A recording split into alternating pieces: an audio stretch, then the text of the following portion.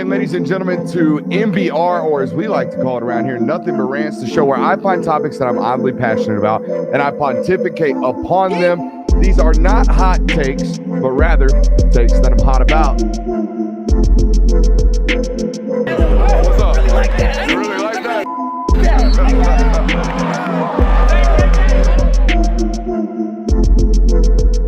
Let's shut up and grind some tape.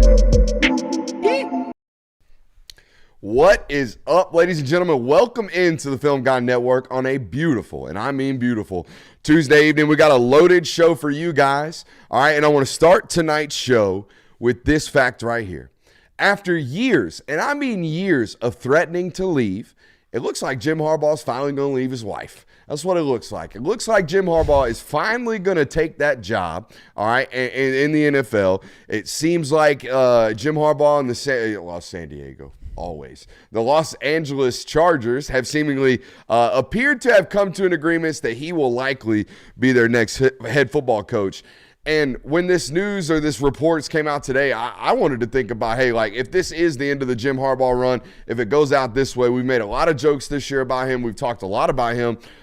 Dating all the way back to the summer when he came out with this beat Georgia period, we had all the jokes. We always have about, him being shirtless in some khakis, him wearing the Sharpies on his whistles. We've always had the weird uncle with the New Balance Skechers shoes. We've always had the comments and the jokes about Jim Harbaugh. But man, this was a coaching turnaround at Michigan. If you really look at it and if you really study it objectively, right? If you go through the timelines of just kind of how this progression has worked at Michigan, it's actually a rather, keen example of changing and morphing back to your identity and being who you are in order to go about winning at the highest rates that you can possibly win at. He takes over Michigan from, Brady Hoke. Isn't that what it was? Mm-hmm.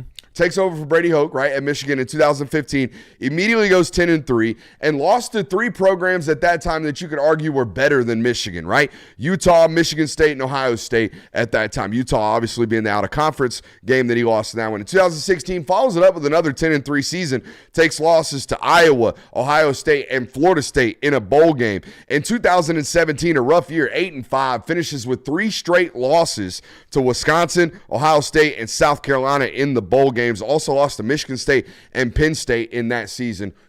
Man, if you ain't getting fired in Michigan after that year, you got some time, right? They're going to give you a leash, and that's exactly what they did. In 2018, he bounces back to a 10-3 season.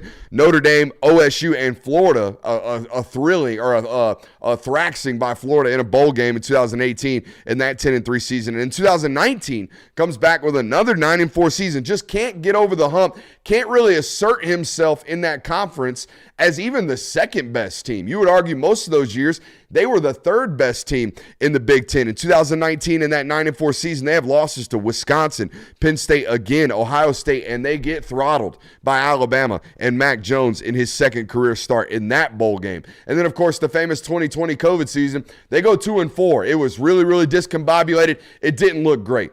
And then there's a hard line, not even in the sand. I'm talking about in the concrete of the foundation of Michigan football that we know it is today, right? In 2021, they completely revamp everything after that 2-4 season when everybody's calling for Jim Harbaugh's job. He takes a pay cut. He calls John, his brother up at Baltimore, and says, hey, I need help right now. We got to save my job. Since then, they've lost 3 football games and won a national title. They've been in a college football playoff 2 years in a row. All right, and they've beaten Ohio State 3 years in a row, I believe now. So they have figured it out. And what were the changes? What did they do? How did they go about doing this, right?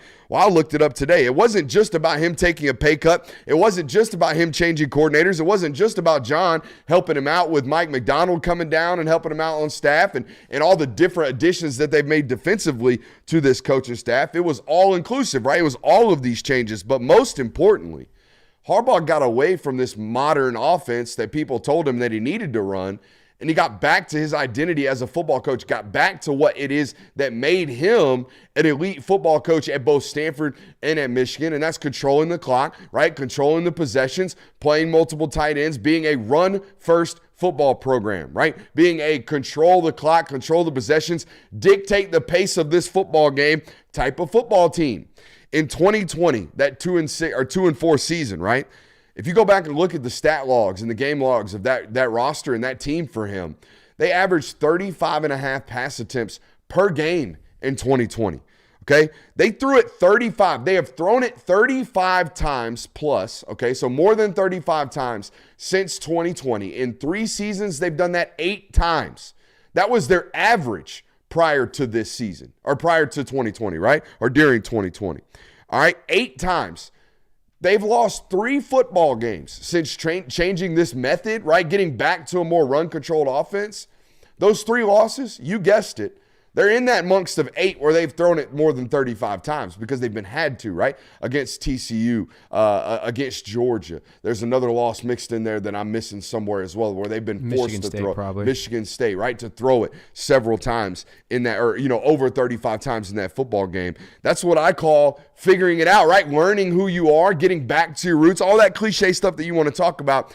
And as Georgia beat reporters and as people who follow Georgia extensively and follow college football extensively, this is kind of the inverse of the way Kirby Smart did it at Georgia, right? Kirby Smart, prior to his successes, right, prior to 2021, prior to the hiring of Todd Monken, they had this very similar stat in the inverse. If Georgia threw it more than 30 times per game prior to Todd Monken, they were taking an L. They were. And instead of conforming or instead of staying true to his identity, Kirby Smart went out and hired a quote-unquote modern offensive coordinator, a quote-unquote air raid offensive coordinator, a quote-unquote guy who was going to transition them into modern college football offensively, and that's exactly what he did over the years, right? So, again, this is the inverse of exactly what Harbaugh did, but it's interesting to see one guy revert back to his tactics of, hey, I tried this change, I gave it a run, don't like it, it's not who I am, it's not going to lead to the ultimate successes that we're going to reach. I'm going to go back to what I know best, which is ground and pound football, establishing the lines of scrimmage, all that good stuff. And it ultimately turns out into a 3-loss, record over the last 3 seasons and a national championship. So it's rare that you see coaches change this much and ultimately change for the better of their program.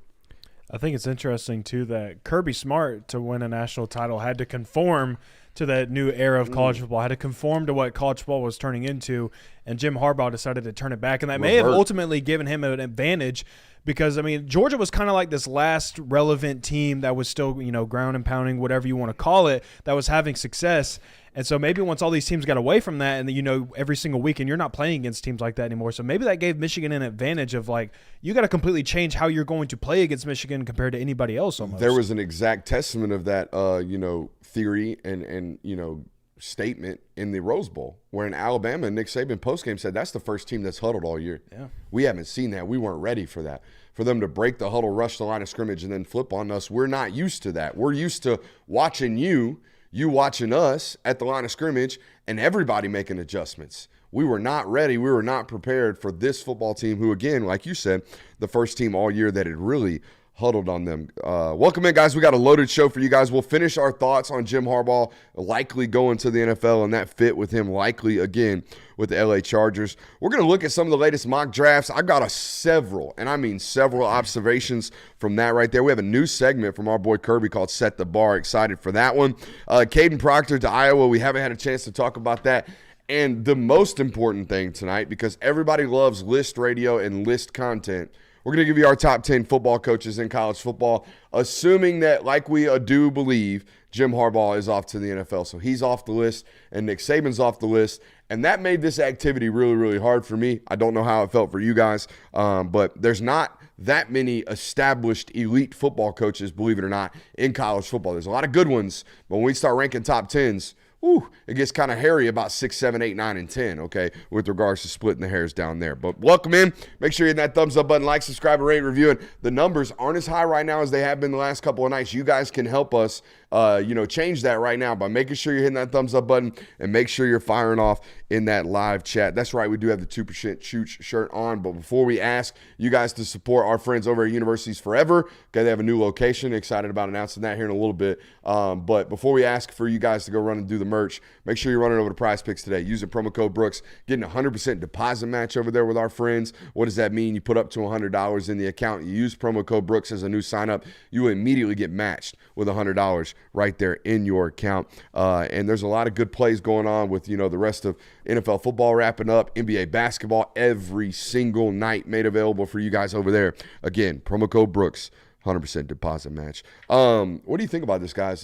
Jim Harbaugh to the Chargers. What do you think? Part of me just doesn't want to believe it until it truly happens. I feel like there has been so many times in the past where it's, hey, it's really looking like he's going to go to the NFL this year, and then March comes around, he's still with the team. Now, this year in particular, he has more reasons to leave, and it looks more and more like it is the case. But no, I swear, mistress, I swear I'm a leaver. I'm fed up with her. She keeps barking at me. I'm just done. I promise. I swear this is the time. I promise. We're filing for divorce. I swear. I think this is a great move for the Los Angeles Chargers because they're a team that has a top 10 pick that is not technically one of the 10 worst teams in NFL, in my opinion at least. They have a lot of talent. I mean, you got one of the better quarterbacks in the league with Justin Herbert. You have a lot of talent that you can continue to build off of, and if there's anybody that knows how to maximize talent, we know at both levels, we've seen him do it at both levels, it is Jim Harbaugh. So I think if that is the direction the Chargers go with, that's a great selection, also knowing that you get a top 5 pick that you get to pair it with. I mean, when you go into these job searches in the NFL levels, you're always looking for quarterbacks, right? Mm-hmm. Like, do they have an elite one? I believe Justin Herbert's an elite talent. I think he can almost be classified in that, like, equate version of Josh Allen's career right now, where we're like, obviously this dude's immensely talented, but when is it going to relay into wins? Now, all of the winning is being done right now for Josh Allen. He just can't get over the Mahomes hurdle, which we would assume Herbert can't either, because he can't even get out of his own division right now because of the Mahomes hurdle. So it's obvious everybody's kind of playing up underneath Mahomes, but you get one of these guys if you go coach for this football program or this football organization. I think it's pretty much set in stone. The reporting I heard was that the quote-unquote second interview is really just to get his wife and his kids out there into LA and kind of get the environment and feel it and see what they think about it. So maybe Miss Harbaugh can throw a little kink in this whole, type of arrangement. But it sounds like it's all set up and done. And assuming that Buffalo doesn't fire their head coach, this is the best job available because, again, the quarterback play. Absolutely.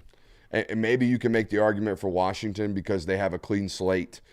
Maybe you can make the argument for Atlanta because they have the most complete roster. They're just short of a quarterback, right? They just need a quarterback, which there are available options. There might not be great ones, right? But there are certainly available options. I like the idea. I like the fit. In terms of Sharon Moore, it sounds like it's going to be the interim, or not the interim, but it sounds like he's going to slide in to be the head coach. And I know we talked a little bit about it last night. I think it's a good fit from a continuity standpoint. Obviously, there's not going to be as much transition there from a player's standpoint, not only because they lost 20 starters to the NFL into graduation into everything else, but also because of the continuity like we're talking about. He's going to be able to talk to those kids. We also gave our theory last night. I don't know if anyone's claimed the territory on this, but the drop ad period's done up in Michigan. So those players, though they may or may not enter the portal once Jim Harbaugh is announced as the Chargers head coach, they got to stick around and finish class this semester up there in Ann Arbor. So it's going to give Sharon more opportunity to talk to these players and keep them on the roster.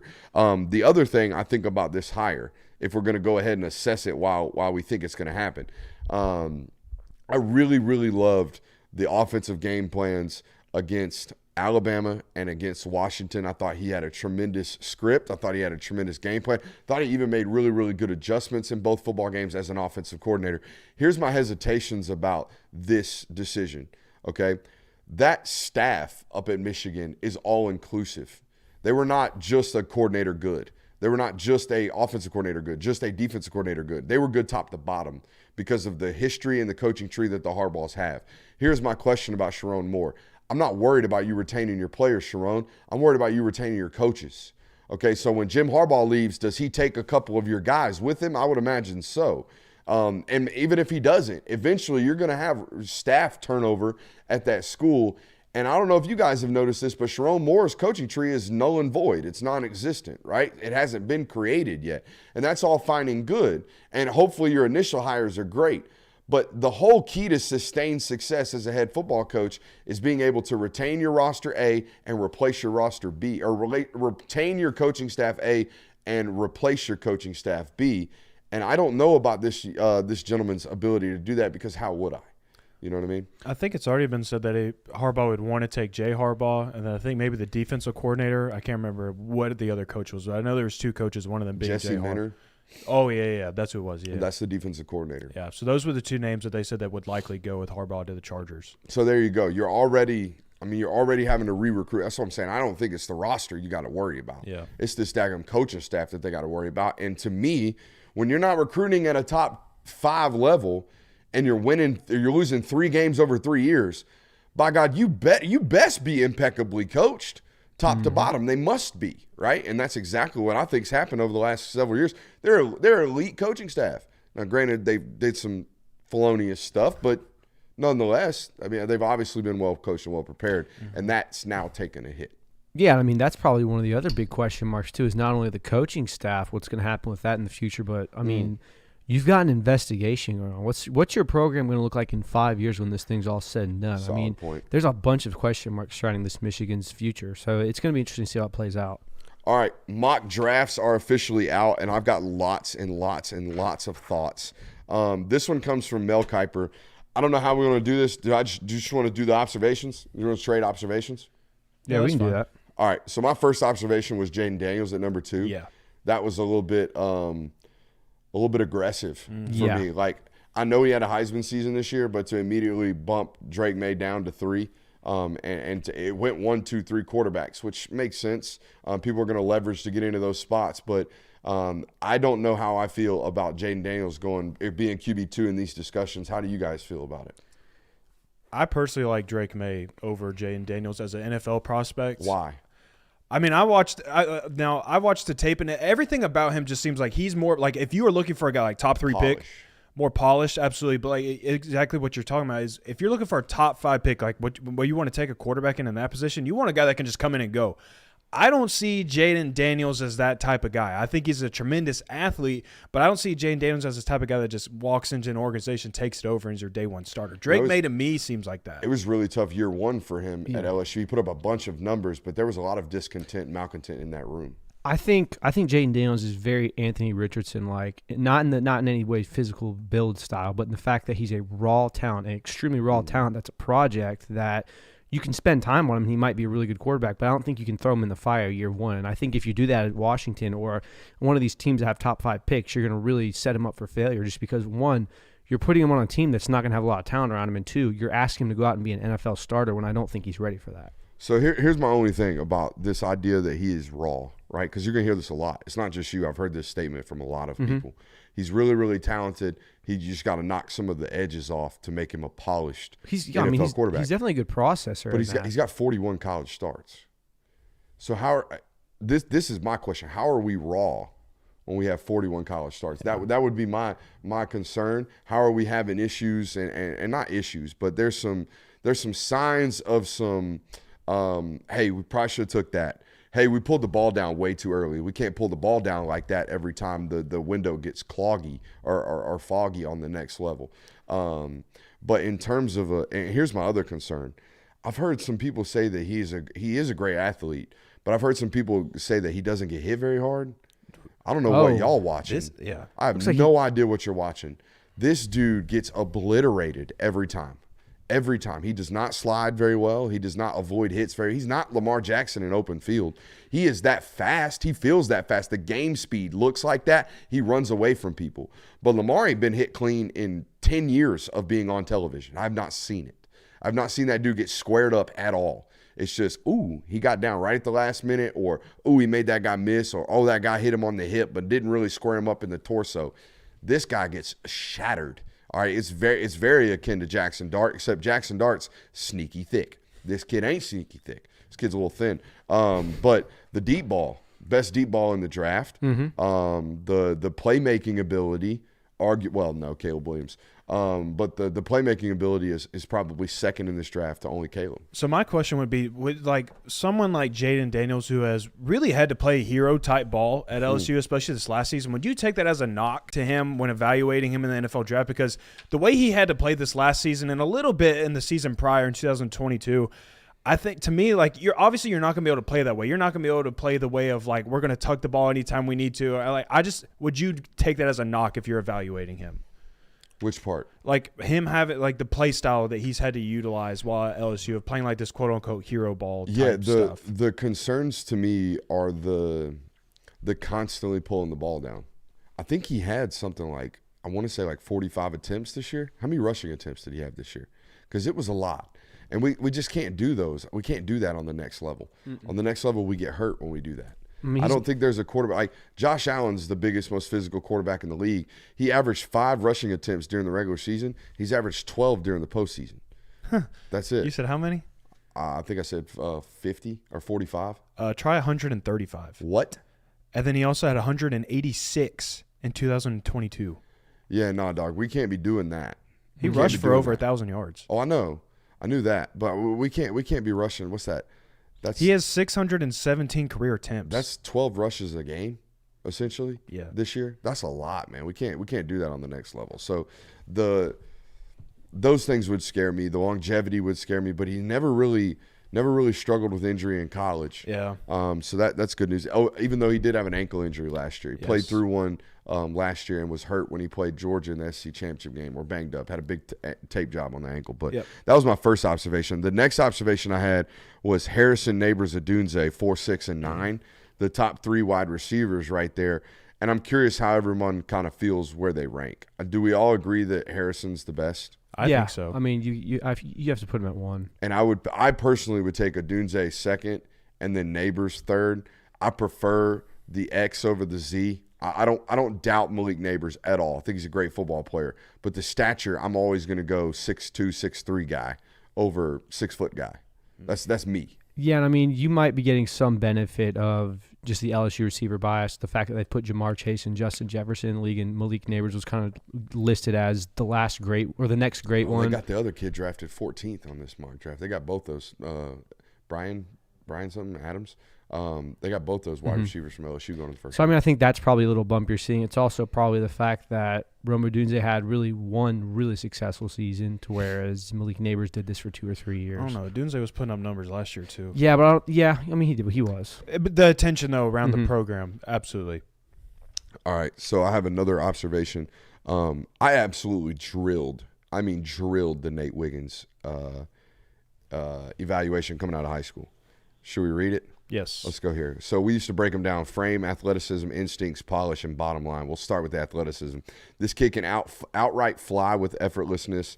He's as smooth as any athlete in the country, both playing wide receiver and corner at an elite level in high school. He's explosive and can really cover ground quickly. Instincts. He knows exactly how fast he is and plays with a tremendous amount of patience in man-to-man coverage. He snaps his head around quickly in phase, and his days as a wide receiver allow for a deep understanding of routes and body patterns. Polish. His patience and recovery speed display a transfer of skills onto the collegiate level, where referees are more prone to call pass interference. He's the opposite of a handsy corner and can really high point the football. Bottom line, this is an elite level corner that's only going to get better by the day. He's got the deep speed to run with anybody and the quickness to drive on underneath routes. He's an instant impact type of football player on the collegiate level. I think he started as a true freshman towards the end of his freshman year at Clemson. Did indeed nail that.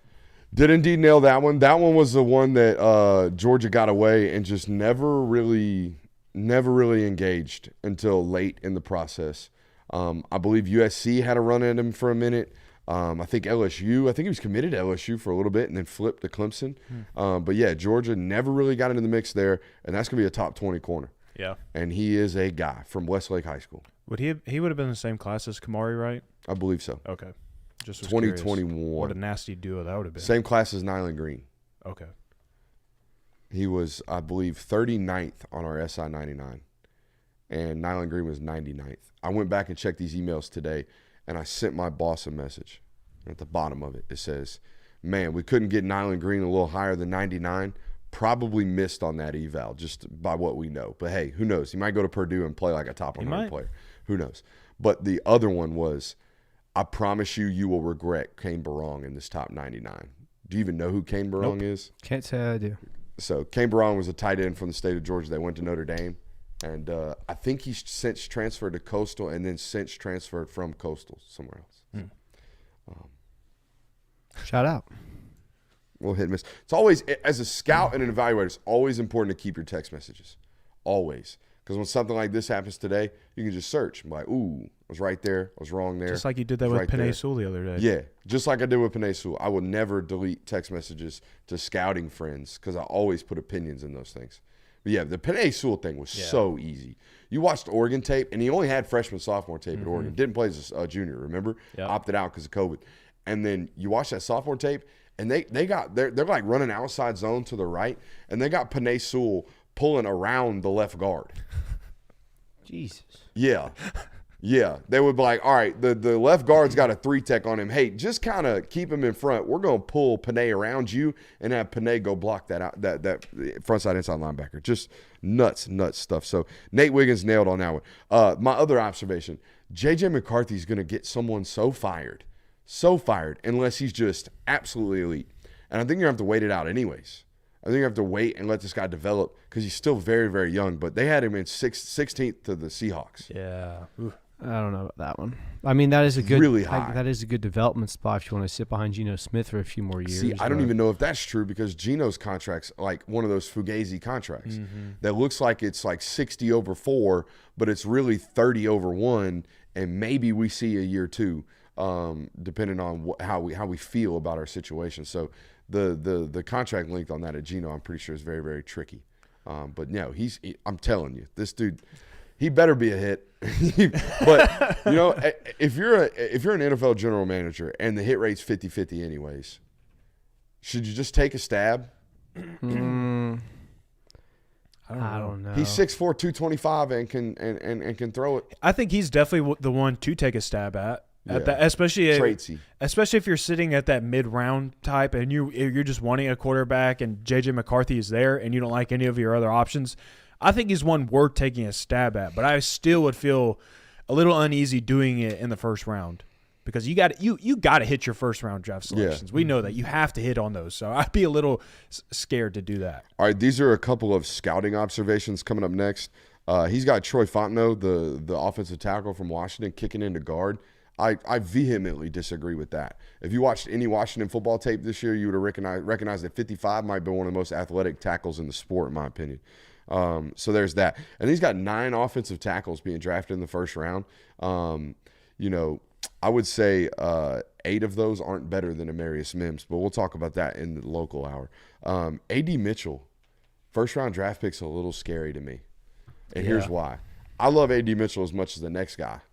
But, like, A.D. Mitchell is a one-trick pony in college football. Has he not been? He's been a back shoulder 50-50 guy pretty much the extent of his career.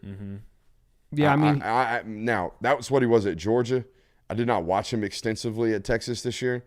I don't know how they went about using him. I know they probably did a lot more than just throw back shoulder balls or highly contested. Hey, my guy's going to win that ball. But and I learned this with the wide receiver out of Arizona State that ended up going to the New England Patriots.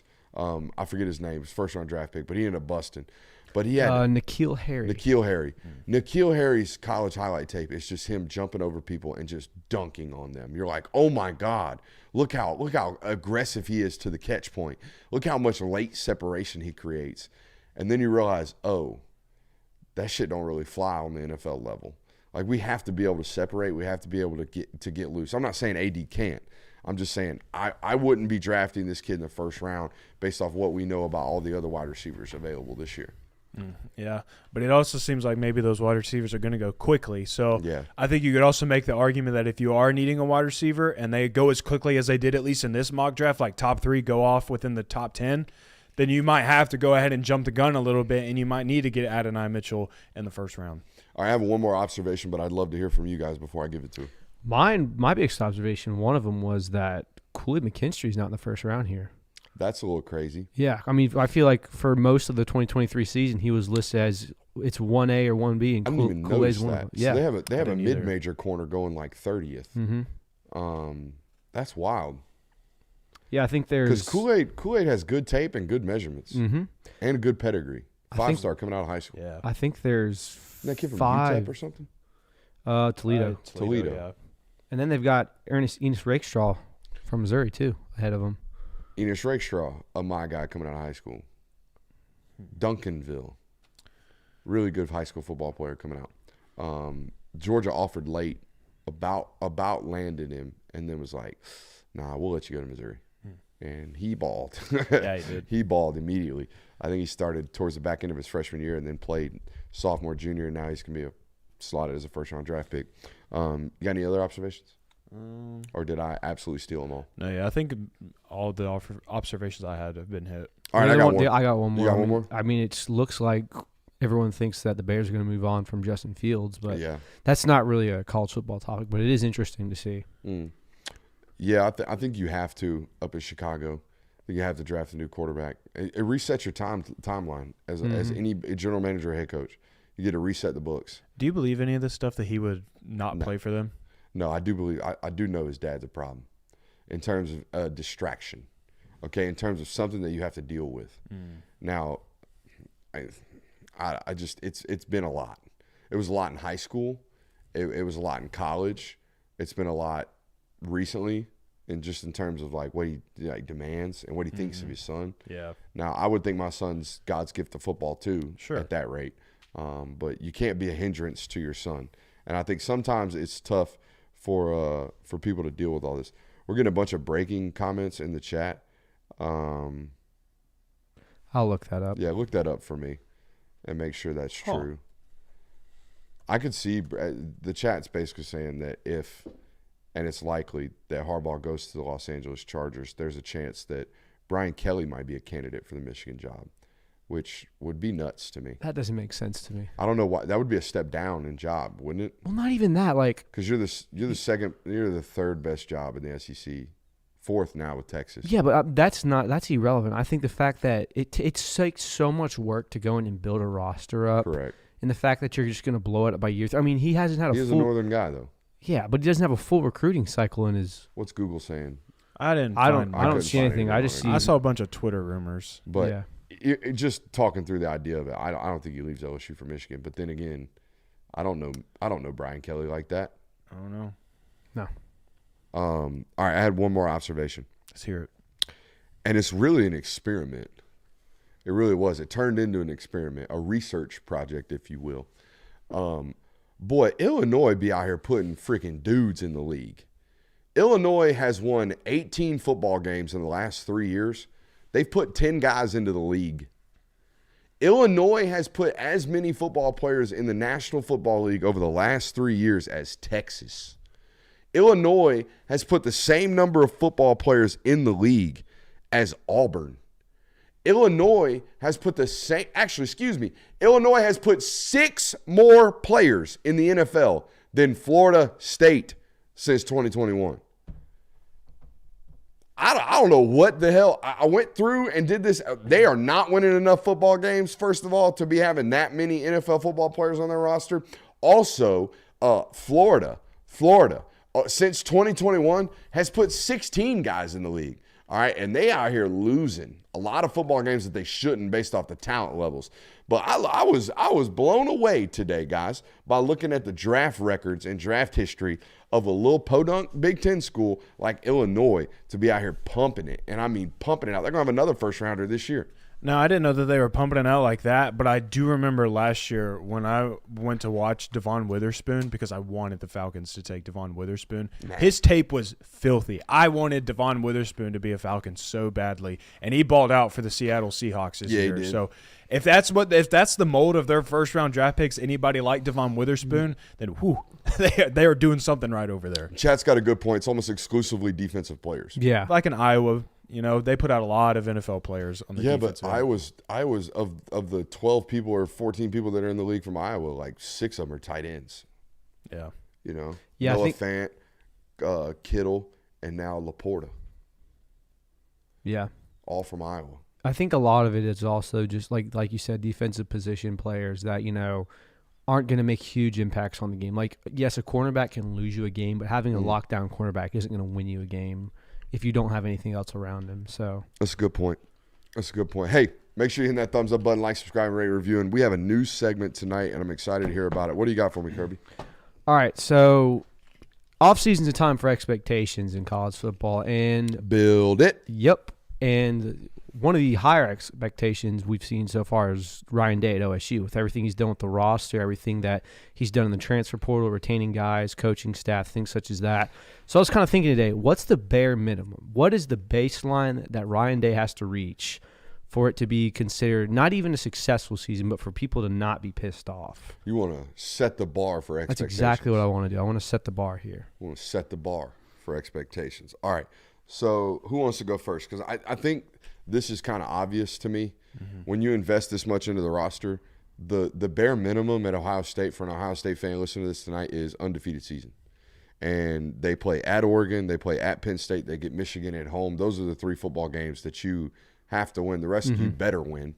The rest, you're already on the hot seat if you lose, in my opinion. Yeah. Okay, so those are the 3 football games that will be less than a touchdown favorite in. The rest, they will be more than a touchdown favorite in. Those are the 3 football games that you absolutely have to win. They won't be afforded a chance from their fan base to lose a football game, I don't believe. Ryan Day will not be afforded that. No. I mean, you could maybe get a scenario like 2022 where you lost to Michigan, didn't make the Big Ten, and you get in the playoff now, especially with the 12-team playoff. I got to beat Michigan. Yeah, I think you're more allowed to lose to Penn State this year on the road than you are allowed to lose to Michigan. Yeah, I have beat Michigan as one of them. I have win the Big Ten, and then I have win at least one playoff game. I don't think you have to win a national title to save your job if you're Ryan Day. Game, dude. You think so? Yeah, he's made college football playoffs. He made it in the round of 4. If his ass don't make a college football playoff this year, you fire him. Yeah. You fire him. If he's not a top 12 football program this year, you get rid of Ryan Day. And I know that's crazy, but there's just no way. There's just no way they're not a top 12 football team this year. You spent too much. You've invested too much to not be one. Way too much. So, I mean, yeah, you have to make at least a deep push in the playoff. Like, if you can make it to the Final Four, you win 3 postseason games after that. So I think that might get you some grace to say, like, hey, it's a 12-team format. It's really hard to win. You'll see how now there's more games to play in the postseason. Teams are at their best. Teams hit their stride. You could maybe get away with not getting to a title, but I think you have to at least win 1 or 2 games. All right, let's play a game of what if. What if they go 13-0 but lose in the first round? What if they beat Michigan, control the Big Ten, win the Big Ten, and then, they'd have a bye at that point, but then lose to, like, Missouri or LSU in the first round? They'd cook him. It's a bad look. I think they'd cook him. Yeah. I think if you have that much going for you going into the playoff and you lay an egg in your first playoff game, that would not end well, I don't think. Boy. Because that would be. I bet them hairs are turning gray faster than that'd be like ultimate apex to just crashing and burning faster than you can blink an eye. I mean, like, and I hate to keep doing this because it seems homerish, but this reminds me a lot of the 2021 season Kirby Smart went through, where you start out 12-0, everyone's believing in you, everyone loves you, and then you lose to Bama, and it's immediately like, what are we doing? It's time to make changes if this doesn't end well for us. And obviously he ended up winning that. But if you're Ryan Day, you start the season 13-0, and then it plummets and you just fail. It's going to get really hot for him, I think. So do you think that – so let's say they do lose to Michigan, but they make the playoff and they make the national title game. Do you think that there's still like – do you think that's enough for them to be pleased, or do you think that one loss to Michigan and losing in the national title game is like, bro – the heck? You can't. I find it hard to believe you could fire somebody who makes a title game. Like, wow. I'm not saying fire him, but I'm talking about like setting the bar, meeting expectations, whatever. In my opinion, I would phrase it as, if you don't beat Michigan this year, I don't know if you'll ever beat Michigan again. That's a great point. That is a good point. If you don't beat Michigan this year with the way their roster looks and the way yours has been spent money on, you can say bye-bye. Mm-hmm. I think. And that's why I said yesterday that this is either going to be one of the best things Ryan Day's ever done for his career, one of the worst things, because you've set yourself up for so much success. That's great, but the problem is if you don't reach that success, it's going to hurt way more than if you didn't have this dynamic roster. Is there a coach that set themselves up for pressure like this other than Lane Kiffin? Brian Kelly did last year. You think so? I think a little bit. I don't know if it's his own fault. Like, I don't think it was him like pushing all of his chips in on one season. But the national media sure shit thought he was going to be for a national title. And I think that having that much success in his first year in the SEC and getting to the SEC title game over Alabama and having everybody return, and it looking like Alabama was about to have another kind of down year, I think he set himself up for failure by succeeding. I think Brian Kelly's 2022 season set him up for more failure than his 2022 offseason going into 2023. Yeah. Because, there was a lot of media buzz around it. Yeah, you were returning Harold Perkins. Yeah, you were returning all the other guys like Jaden Daniels. But at the same point, it wasn't like you were making huge moves in the portal. It wasn't like you were going out and getting stars from other teams and racking up a big NIL bill. Like, it was just the fact that you had a really solid team coming into the next season. Chat makes a good point. You only fire Ryan Day if there are better options. Devil type deal there. Yeah. I always wonder. I think Ohio State's foolproof. I don't know that for a fact, but it feels that way. I mean, they've been a dominant program for 20 years. Forever. And 3 coaches. As long as I've been alive, they have been good. Mm-hmm. They had that 1 year after Trestle's suspension where it looked goofy. It just wasn't good. Yeah, I mean, I think they went 12-0 in 2012, and they were suspended and they couldn't compete in the postseason, but they still went 12-0. Correct me if I'm wrong on that. Like, they've always been. Oh man, I just thought of another example of this. What's up? Someone that's like set themselves up for failure. That 2009 Florida team set themselves up for failure. That was the year that, Tim Tebow decided that he was going to come back for one final year. They were coming off of another national title win in 2008. And, they were world beaters. Everybody knew that, like, Florida was not to be messed with. And then they go on and they make the Sugar Bowl. That was the year they lost to Alabama, right, in the SEC championship game. I mean, the Tebow tears and everything. Like, that team set themselves up for failure. In the last 20 years spanning 3 college football coaches, Ohio State has won less than 10 games 3 times. Good God. Is that including 2020? Yes. So they've really only done it twice. Yes. You're correct. Oh, my God. They lost. They were 6-7 in 2011. That was with Luke Fickell as the interim head coach. That was the year I was talking about, right after Trestle gets fired for tattoos. Isn't that crazy? And then in 2004, they were 8-4 in the Big Ten. They finished 20th in the AP polls. Outside of that, they've only finished outside of the top 10 once in the rankings, and that was in 2013. Wow. That was So, Urban Meyer's hell, second year. Maybe it doesn't matter who you hire at Ohio State. That's what I'm saying. I've pictured Ohio State as foolproof.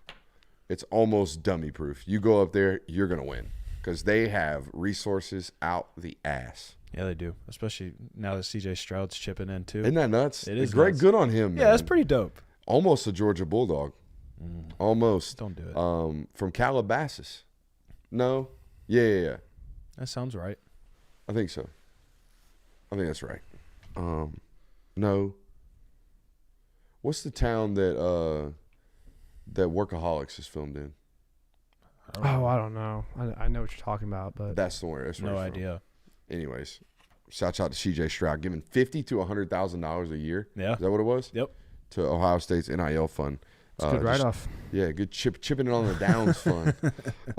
But yeah, I agree with you guys. I think the bar is definitely going to be, in my opinion, beat Michigan, win the Big Ten, get to a title game, Mm-hmm. Absolutely. and don't embarrass yourself when you do so. Yeah. Any type of injuries relieve any of this pressure? If that wide receiver room gets banged up, or like one of your running backs goes down, because Ohio State fans, when they talk about this season, they say, "Well, we don't need to throw the ball. We have Quinshon Judkins and Travion Henderson." So if one of those guys goes down, or if you get Ibuka or Jeremiah Smith or one of those guys gets nicked up throughout the year, then yeah, I think maybe so. I saw an Ohio State media personality make a good point. They've recruited the wide receiver position exceptionally well. Do not get me wrong. Better than probably anybody in recent history. But they sure are like a 2-man band every time they show up. Yeah. 3-man band. They don't go 4 or 5 deep. No. They never do. Ibuka gets hurt, and it's like, ooh, well, we only can rely on Marvin Harrison Jr. today. It's like, shit, where's everybody else? That's why it was nuts when Alabama had like 4 or 5 4 of them. dudes. Yeah. I mean, they were just First-round rolling draft them out. guys. Every single one of them. They were competing once they heard the plays getting called on who was going to rotate in because they knew they were going to score a touchdown. Like, that's how Alabama was doing it. That's Disgusting. Ohio State's done it as like, all right, Marvin's going to eat today. If they double team him, Emeka, we got you. Oh, shit, Emeka's hurt. Oh, we might be constipated today against Penn State. Yeah, then Yeah. Julian Fleming's about to get eight catches. Yeah. It was Wilson and Olave, those 2 guys. Yeah, you're right. Interesting. Very, very interesting. Kaden Proctor transferred to Iowa. But before we talk about that, should we do Bucket O? Let's do some I like bucket. Let's to do Bucket Bucket O. O concept. You ever been to Bucket O Shrimp? I've had a bucket of shrimp. There's a place in my hometown, Bucket O Shrimp, out of a gas station. Don't know if I'd recommend, but I've heard it's pretty good. Bucket of shrimp out of a gas station? Yeah, I'm bro. gonna have to say no on That's that. hectic. Dude, I swear. Look, there's More one dangerous, gas station shrimp or gas station sushi? sushi. Shrimp. Definitely. You saying shrimp? Sushi's Shrimp's raw, at least bro. pre-cooked and frozen. Sushi's raw. He makes a good point. That is true. What do we got out of Bucket O Concept? Cover 6. Cover 6, we kind of talked about yesterday. Give me Wanna pick another one. Yeah.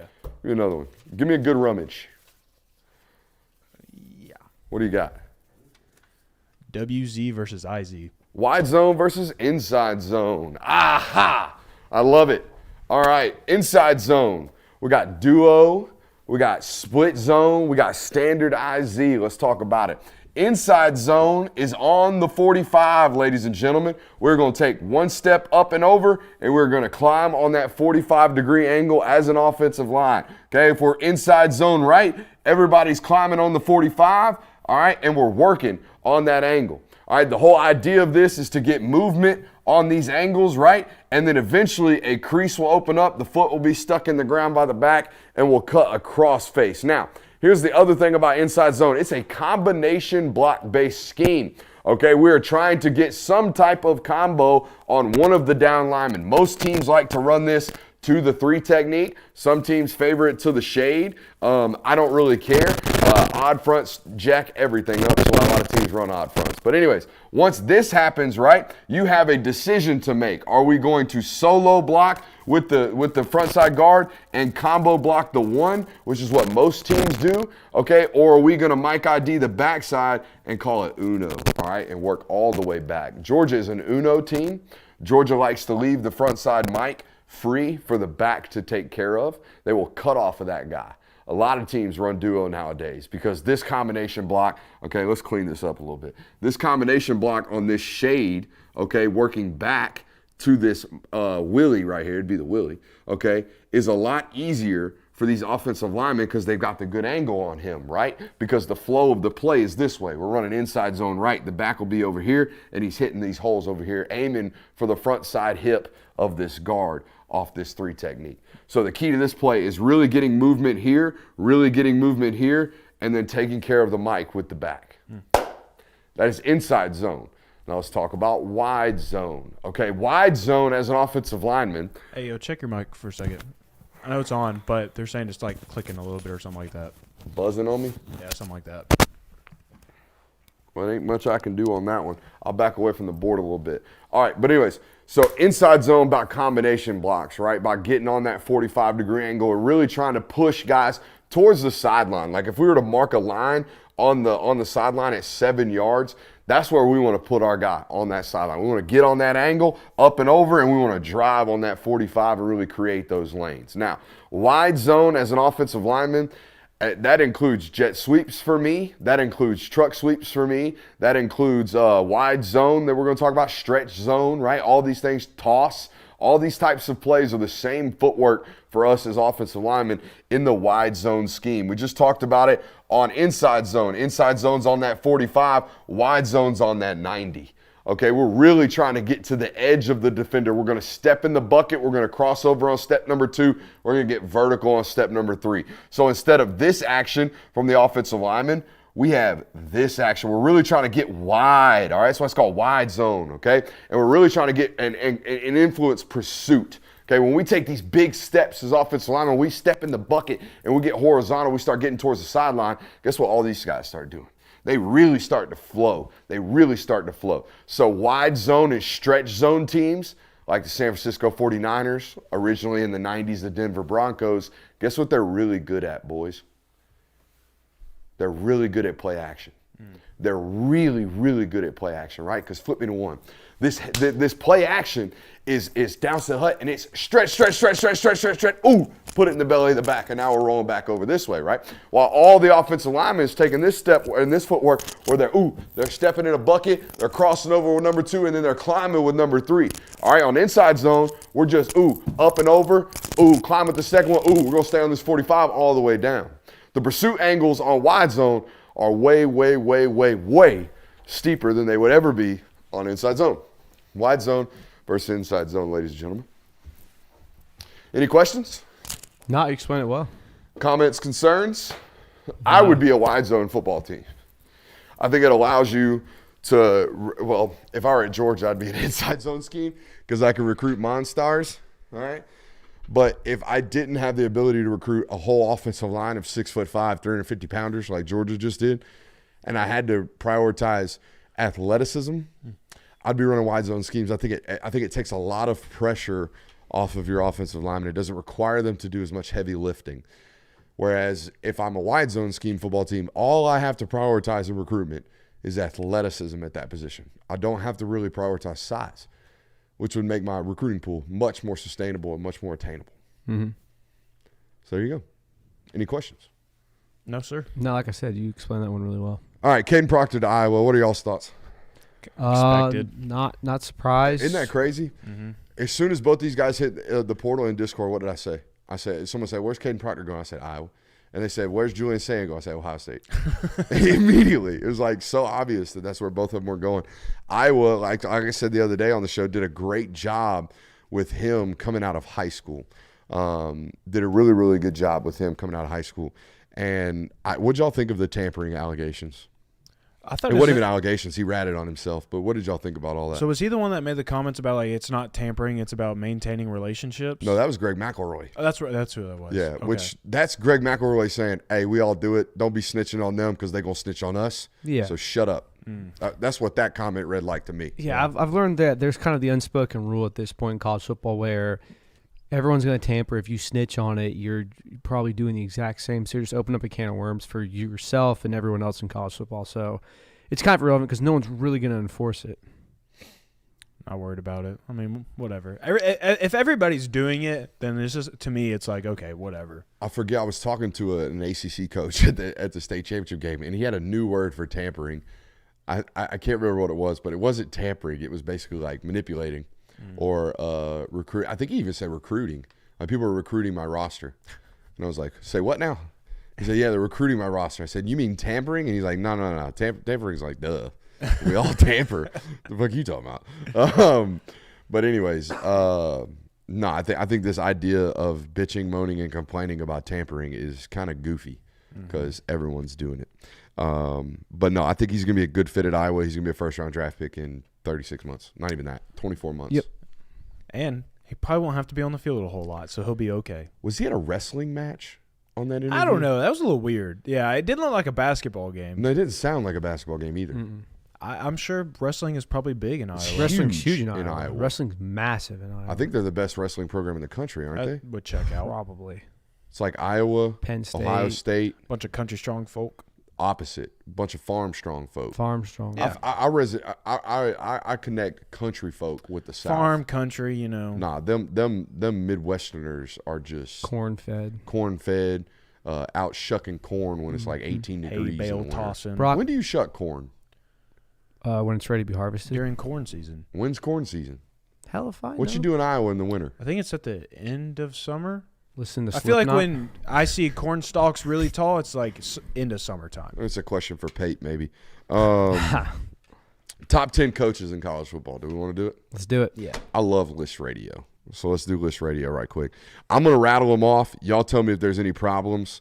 Y'all tell me if you got any more comments, concerns, and then maybe we get to y'all's and we critique y'all's. Okay. I got numero uno, obvious, Kirby Smart. Yep. I think it's so easy. It's just right there. Now, 2 and 3 is where I kind of went back and forth. Like, is this guy or is it this guy? I think he's more set up for immediate and future success than this other guy. So I went, and this really, really made me feel uncomfortable. I went Brian Kelly 2, Dabo Swinney 3, Ryan Day 4. I went Dan Lanning 5, Kyle Whittingham 6, Lincoln Riley 7, Caleb DeWar 8, Lane Kiffin 9, Matt Rule 10. And I feel comfortable about everything there except for Brian Kelly at 2, and it really, really makes my tummy queasy. So I have 2 problems with that list just off the top of my head. Dabo Swinney's too high, and you don't have Mike Norvell on there, do you? I don't. I That's think- a miss. I think on Mike my Norvell end. is a top Yeah, no, 10 you're coach. right. You're right. I missed. I disagree with Dabo Swinney's too high. Mm. To me, when I'm looking at this list, I value winning national titles on lists like these, in my opinion, Preach. because it absolutely should be valued. If you've done something that majority of other coaches in college football have not done, you should be rewarded for that in a list like this. Yeah, but here's the problem. When your last win was what? 6 years ago now, and you have had mediocre teams since. I mean, Mac Brown won a national title. Like, just because you have a 40-year-old Jordan on your team doesn't mean he's the best player in the league. Like, you have to go by what. Did you just call Dabo Swinney Wizards version Jordan? I'm just saying, look, what has Dabo Swinney done in the last 4 years that makes you go, wow, he's really been putting out top 10 teams. That's a top 10 coach. His roster's gotten exponentially worse. His quarterback play's gotten exponentially worse. His record has gotten exponentially worse. I don't think he's a top 10 coach right now. You don't think he's top 10? All right, I have him at 10. 10? Okay. Who do you have at? Okay, who do you have? Let's hear your list. Do you have list. Mike Norvell ahead of him? Yes. I disagree with that because you were just talking about like there's a lot. I feel like I'm it's going. too early. I'm going by actively right now. Where would you put them? Okay. I would say Mike Norvell's a better coach. What Mike Norvell's done with that Florida State program, he had a playoff team this year. Like, circumstances obviously unfortunate, but he had a playoff team this year. Do it again and I'll believe it. Okay, that's my. That's fine. I do have Mike Norvell. I think I have Mike Norvell. Yeah, I have Mike Norvell. I left Norvell off on accident, so I'm gonna kick Matt Rule off and put Norvell 10. There you go. Okay. Go over it again. I need a refresher on yours. Kirby Smart, Brian Kelly, Dabo Swinney, Ryan Day, Dan Lanning, Kyle Whittingham, Lincoln Riley, Kalen DeBoer, Lane Kiffin, Mike Norvell. No Sark, huh? Fuck. 2 misses. Yeah, I was gonna say. I mean, I don't think he has to be. I think he's kind of he's at number 7 for me. So I think he's kind of one of those borderline guys. Sark's a top 10 coach. All right, you know what? I'm just going to remove Lincoln Riley wholesome from this list and put Steve Sarkisian I felt 7. really gross putting Lincoln Riley in there right now. But I don't because, like, I feel gross for saying he's a bad coach because he had 1 5-win season or 1 7-win season. Like, this dude has won 10 or 11 games every year. He's been a head football coach. That's true. I think Lincoln Riley is the best offensive mind in college football, or at least one of the top 3. I don't think he's an upper echelon head coach. You think he's a really, really handsome Mike McCarthy? Perhaps. I mean, like, what's been the knock on Lincoln Riley's teams every year? Can't play defense. As soon as they play the quote-unquote big boys, they get manhandled. So, I mean, like, yeah, you can have Heisman contenders, you can have Heisman winners, you can have high-flying offenses. But, I mean, we even saw this year that, like, when you don't have that, what does your team look like? And, obviously, Caleb Williams isn't going to be there next year. Now, obviously, they have much more talented players coming in, but I don't know if I would buy Lincoln Riley at the top 10. All right, we'll talk a little bit more about it on our next hour. We got a whole other hour coming up right now, and I'm rushing you out of here because I got to go to the bathroom. Run.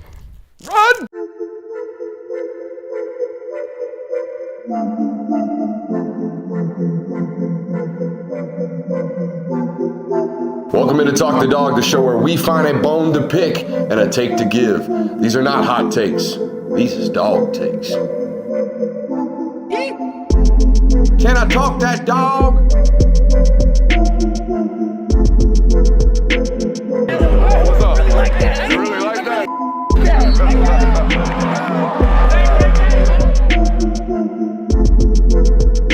Let's shut up and grind some tape. Oh, Just in time. it's close. Where are we starting here? Let's go ahead and get it. A damn good dog was laid to rest today.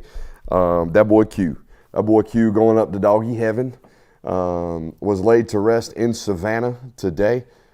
Spent 10 years? I think 10 years as the Georgia. He was 8 10 seasons. years old, 8 seasons, I believe. Okay, spent 8 seasons as UGA's mascot, and went out a damn winner. And I got some stories. I know it's a dog, but it's a very, very special dog to a lot of people. And I think a special Twitter account found that out really, really heavily today. But I want to talk about some of these things, right? The most poignant story I have of Q, and I have a couple, but the most poignant story I have is actually from Reese Davis, okay, the host of College Game Day. He was coming to Athens, and he told this story, I think, on one of the College Game Days or some other time. I can't remember. But he tells this story about how he was coming to Athens for a speaking engagement. You know, very popular media personality, obviously does some of these speaking engagements at some of these universities. So he comes to Athens, I think middle of the summer or middle of the season. I can't remember when it was, but comes to Athens, and he's got one hotel room booked for himself to stay the night before he does his speaking engagement. Going to wake up the next morning, do the speaking engagement, fly out the next night. And when he goes to check into his hotel room, they tell him, sorry, Mr. Reese Davis, but your room has been taken, okay, and we had to give it away. And he's like, why? Like, what famous celebrity came into town? Why does Kirby need my hotel suite? Like, what the hell's going on? And they notify him that Uga, the dog, is contractually required to have the suite at the hotel room that they have. So this was a very well pampered and well taken care of dog. Also has one of the cleanest, and I mean cleanest, Tahoes you'll ever see. Oh, yeah. Okay? It is, I mean, just pristine. Every single time I see it, they have this little cage in the back. They park it in the same spot every single time underneath Stanford Stadium. And right after the game, they trot him over there. They pick him up. They put him in his little cage, his little home, and they just put him in there. And then they escort him off with police escorts. The man is a superstar. He always was and always was treated as such, as will Boom be treated. And then the other thing, obviously, all-time winningest, I believe. Yep. Or you'll have the stats for us here in a little bit. But obviously, a lot of Georgia fans remember the passing of the torch or the collaring ceremony for Boom this year. And watching Q walk off that field and then watching the incumbent, I'm going to tell you right now, that boy Boom was not ready for that smoke. I saw him coming out of the tunnel, and he was doing that thing all dogs do when you wake them up from their slumber and they don't want to go anywhere, where they kind of like sink their butt in their shoulders, and they do that and they make you drag them by their neck. Yeah, Boom was doing that one in the tunnel. He was not ready to come out there and debut for his collaring ceremony. But that boy Q, let's give him 3. RIP 3 right there. Yeah, I think that's the first one we've ever done. Yeah. He's the first Uga I got to like meet in person, so it just sucks, dude. Meet in person, or did you say meet in person when you meet a dog? Hand? Yeah, I got to shake his hand. Oh, nice. You shake a paw? Shake a paw. Give me some taters. Got some good security on that guy.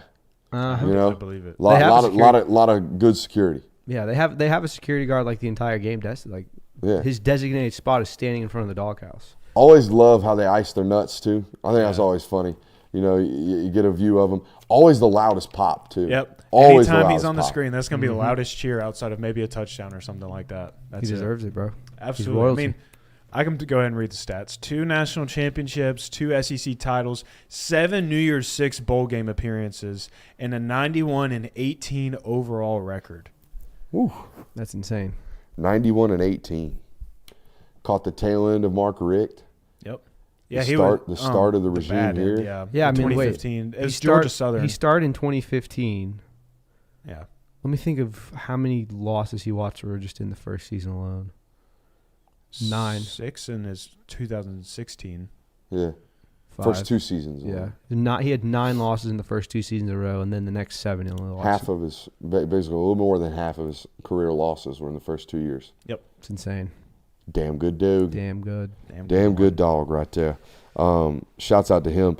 Do you guys have any Q moments? Like any memories? I saw you had a photo with him you took out today. Yeah, like I said, like it was G Day of 2022. They had just won the national title, and I'm walking the sidelines taking pictures for the team and stuff like that. And I look over and like there's a whole media line going of just people getting in line to take pictures with Q, like a 10. And I was like, why not, bro? So I went and got down, took a picture with him, and yeah, it was my first Uga I got to meet. So sent a picture to all the fam, and they were quite jealous of that. I have no Q stories.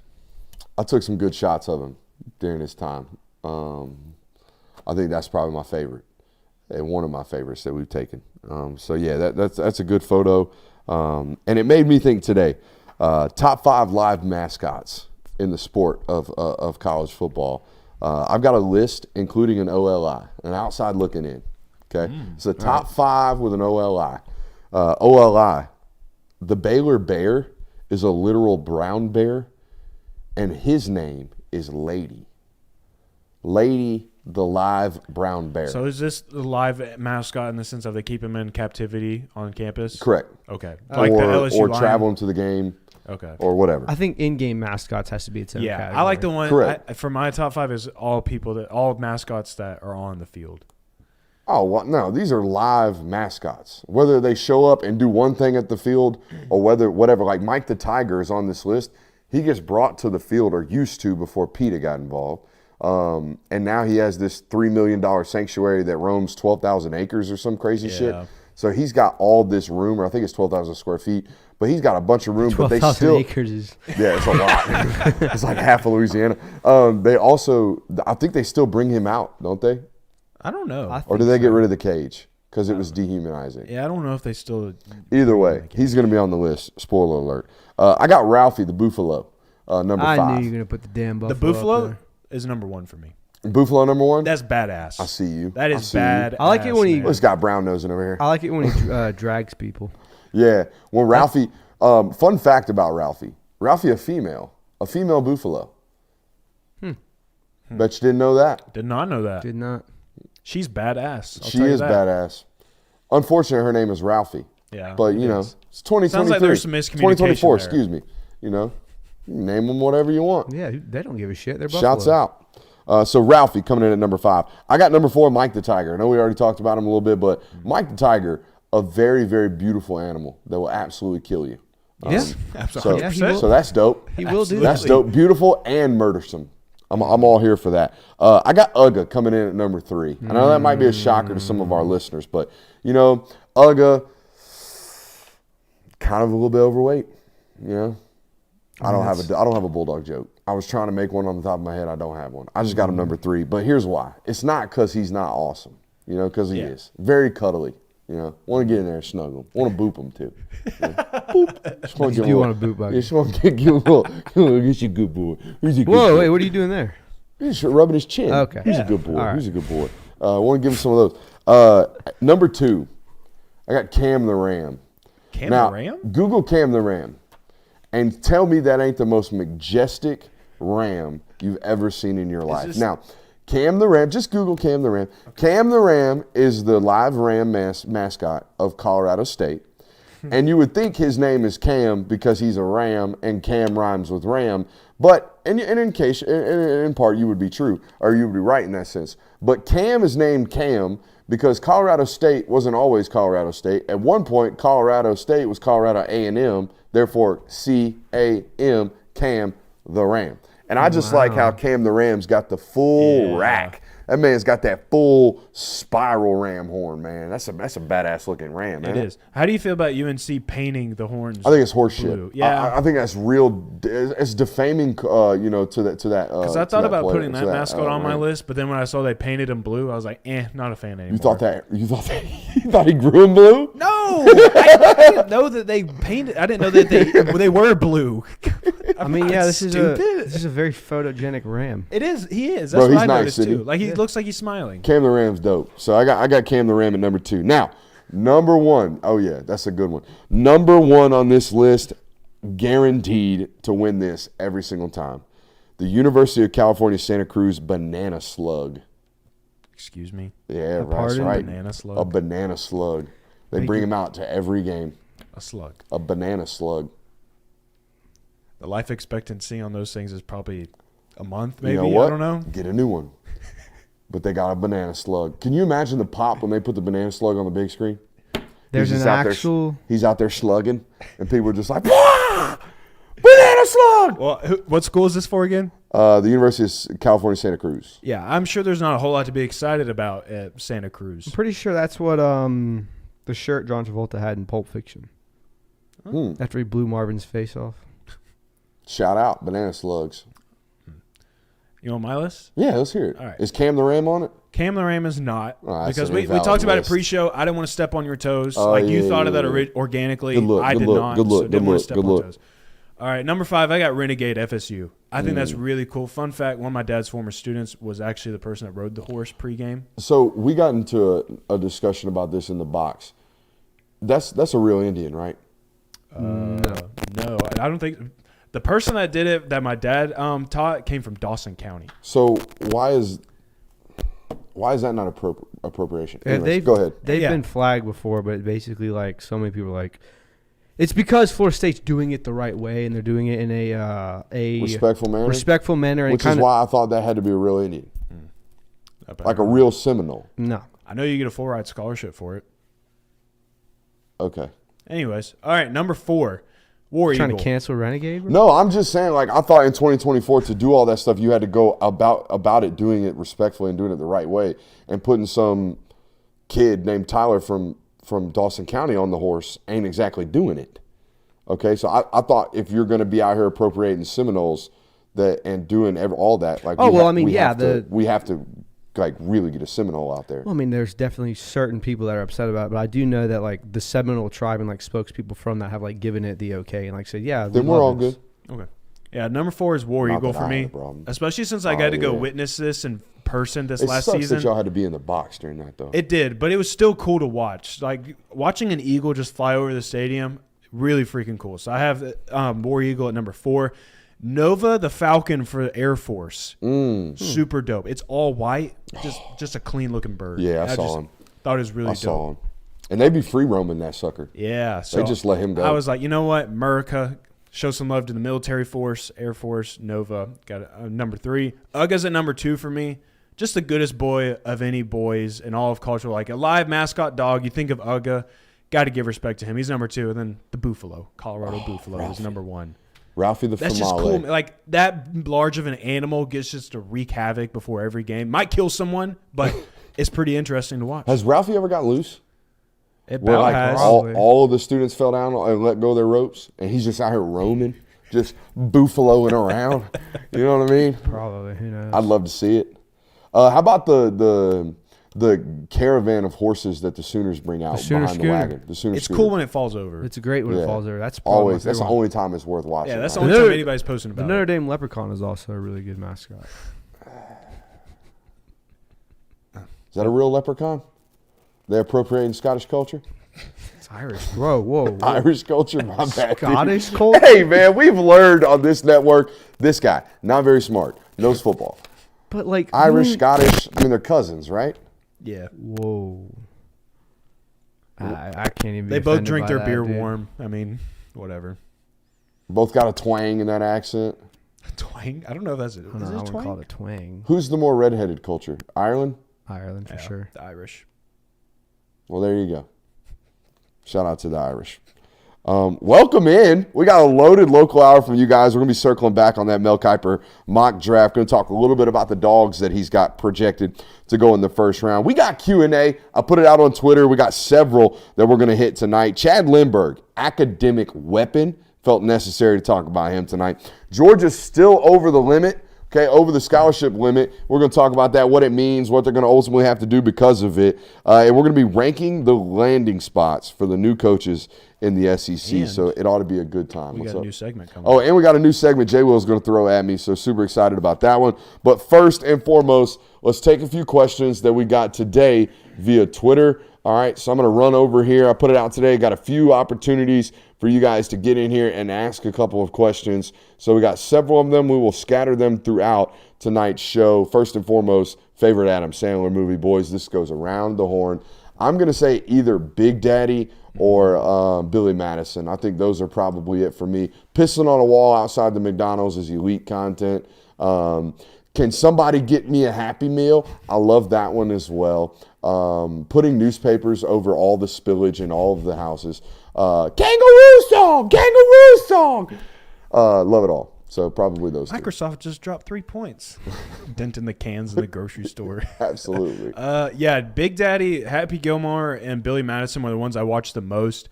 I'd probably say that Happy Gilmore is my favorite, though. Most underrated, that's my boy. Yeah, that's a good one. The one I watched the most and probably like come back to is Waterboy. Yeah. But my favorite is Click. It's a good call. Whoa. Have you seen Favorite is Click. Have you seen Click? I have seen. Everyone's seen Click. I feel like Click gets some It's hate. It's a good heartstring puller. Yeah. The only thing, my problem with Click is, and it's a lot of comedies. You know, they don't make them anymore. There's a lot of movies nowadays where like it's like 40 minutes of Click where it's real slow. Yeah. It's real slow, not a laugh, and it closes slow, and I don't love that. It closes with good feelings.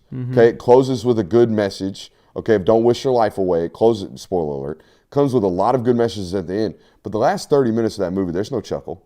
There's no giggle. No, that's there's what no makes laugh. it so good. You're like, oh, shit. See, that's why I think Hangover, the first one, is the greatest comedy of all time because Hangover had me laughing the moment I walked in to the moment I left. nonstop. It's a nonstop Yeah. hilarity. So I I like don't those. think he was aiming for laughs though. Uncut Gems is also a very good movie. Uncut Gems. Like, if you want a serious Adam Sandler movie, Uncut Gems, phenomenal. All right, so let's go on to the next one, which is also Adam Sandler themed. Bobby Boucher versus Forrest Gump. Who do you got? Bobby Boucher is killing Forrest Gump. Bobby Boucher ain't catching Forrest Gump. He might. Gatorade. He might. I don't think If so. he gets on that souped-up lawnmower, he's definitely running him down. Oh, that's another tie between both those guys. Both, use of a lawnmower for transportation. How about that? Hope you like what I did to your lawnmower.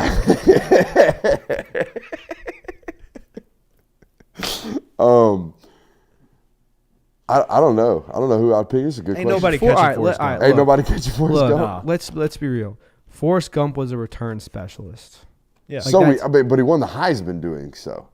No, he was an All-American. Oh, that's right. Yeah. He was an All-American. All-American Yeah, got to meet the president. Congratulations. You're an All-American. Yeah. What do you got to say for yourself? I got to pay. Yeah, so I mean, Bobby Boucher, I would say, is a far superior overall player. I mean, Bobby Boucher was doing Better it all. athlete. Doing Still it all, catching bro. Forrest. Stick D's just reminded me of a great quote from Big Daddy where they're taking Julian away. And he's like, but I can wipe my own ass. I can wipe my own ass. I know. Very, very quotable movies from that guy. All right. We'll leave it at 2 and we'll move on. We'll hit some more of those later. Welcome in. Make sure you hit that thumbs up button, like, subscribe, and rate, review, and all that good stuff. This Mel Kiper mock draft that came out today, boys. There's a few things. 3 Georgia players drafted in this mock draft. I kind of want to go through these and not necessarily debunk them, but kind of give you my opinions and thoughts and observations on how these things are going to roll. Like this one, for example. Brock Bowers is in this mock draft at number 5 to the Chargers. Now, I don't believe that is an improper selection in terms of rate, like where he's at. I think he's worthy of a top 5 selection. I think he's going to connote that with his performance in the NFL. Here's the problem. I don't think the Chargers draft him there because I think the Chargers are ultimately going to hire Jim Harbaugh. And I also did some research on the Chargers today. He would eat in a Harbaugh system if we're going to assume that Harbaugh is going to continue this tight end trend that he's been doing, I don't know, for the last 15 years of coaching football. So he would eat in that system. It could be a very good schematical fit, you would imagine. But this is a team in the Los Angeles Chargers that have drafted 3 offensive linemen in the first 5 rounds of the NFL draft over the last 6 years. In 6 years, they have invested a total of 3 draft picks in the first 5 rounds on a position that plays 5 players. I don't think Jim Harbaugh is going to be investing in the offensive lineman at that low of a rate. Are you flipping over to the defensive side of the football? This is a football team that's drafted 1 defensive lineman in the last 4 drafts. 1. It's not it. That's not how Jim Harbaugh is going to create this roster. I think he immediately takes this over and starts taking hacks at line of scrimmage play. What do you guys think about that? Just knowing the history of the Chargers. Bosa the only one? Is Bosa the only one? So I took into account defensive linemen. Okay. And no, Bosa would not count because he was drafted in 2019. Okay. It's been a long time. Yeah, I mean, it is always like going out and getting the best talent on the offensive spot is sexy. I mean, the Atlanta Falcons do it every year, it seems like. But I feel like if you do have a guy like Harbaugh in there, he's going to go in and say, all right, we're ripping this down to the studs from a draft standpoint. Let's go out and start building at the most important spot, the offensive line, which, I mean, he's put emphasis on that at Michigan. So you're absolutely right. I don't think they would necessarily take a guy like Brock Bowers. While he could provide you some support in a run blocking game and is a dynamic threat in the passing game, I think you do need to get an outside tackle or someone in the interior offensive line or defensive line that's going to make a difference. Yeah, I think that Brock Bowers will go to a team like the Chargers because if you're the team that is going to draft Brock Bowers in the first round is not a team that's like in desperation mode where they're needing to like completely rebuild the roster. You're in a position like the Chargers where you can still win football games, and Brock Bowers is only going to elevate that and make your offense even more unstoppable. Now, when Ezekiel Elliott was a top 5 pick and it went the way it did at Dallas, I think he's the last running back to be selected that high. Saquon was before. Okay, so Saquon was after him. And since then, Jahmyr Gibbs is the highest rated. Bijan went before Jahmyr. Okay. Bijan was number 7. All right, so the theory that I was about to run upon is null and void. I was going to say, I always thought, at least for a couple of years, Zeke being drafted as high as he did kind of scared people off from drafting running backs that high. I'm trying to propose the question of, is Kyle Pitts' career so far going to make people worrisome about drafting a tight end in the top 5? I think the caveat for Kyle Pitts is that the common understanding is he's been misused his entire career. Oh, that's breaking news. What's up? Will Rogers reportedly going to stay at Washington. Oh, Congratulations, Aaron Murray. Your record is safe. I might call Aaron right now. You gonna do it on air? No, I don't know. He probably won't answer. Give it And a even if he did, he wouldn't do it very Kyle happily. Pitts had a great first year, had a great rookie season, and the next year you kind of find out that he had some injury issues, wasn't 100% healthy the entire year, and now this last year was absolutely like piss poor quarterback play all around, just a team that became, it seemed like, unmotivated by the end of it. And is he here with No, him? I think the call failed. I don't think we have service down here. Oh. But no, very good news for the Aaron Murray historical stats. Absolutely. But yeah, I don't think Kyle Pitts has deterred people from selecting tight No, ends. I think that Zeke has kind of scared teams drafting running backs like Ezekiel Elliott, because I don't. Yeah. Jameer Gibbs and Bijan Total Robinson different styles. are not Ezekiel Elliott No. running backs. They are these all-purpose running backs, kind of like your James Cook was a couple years ago. Like those running backs are still being drafted high. Can't just be an elite runner anymore. Absolutely, you got to have multiple facets to your game. Love it. All right, on to the next one on the list, which is Kamari Lassiter at number 20 to the Pittsburgh Steelers.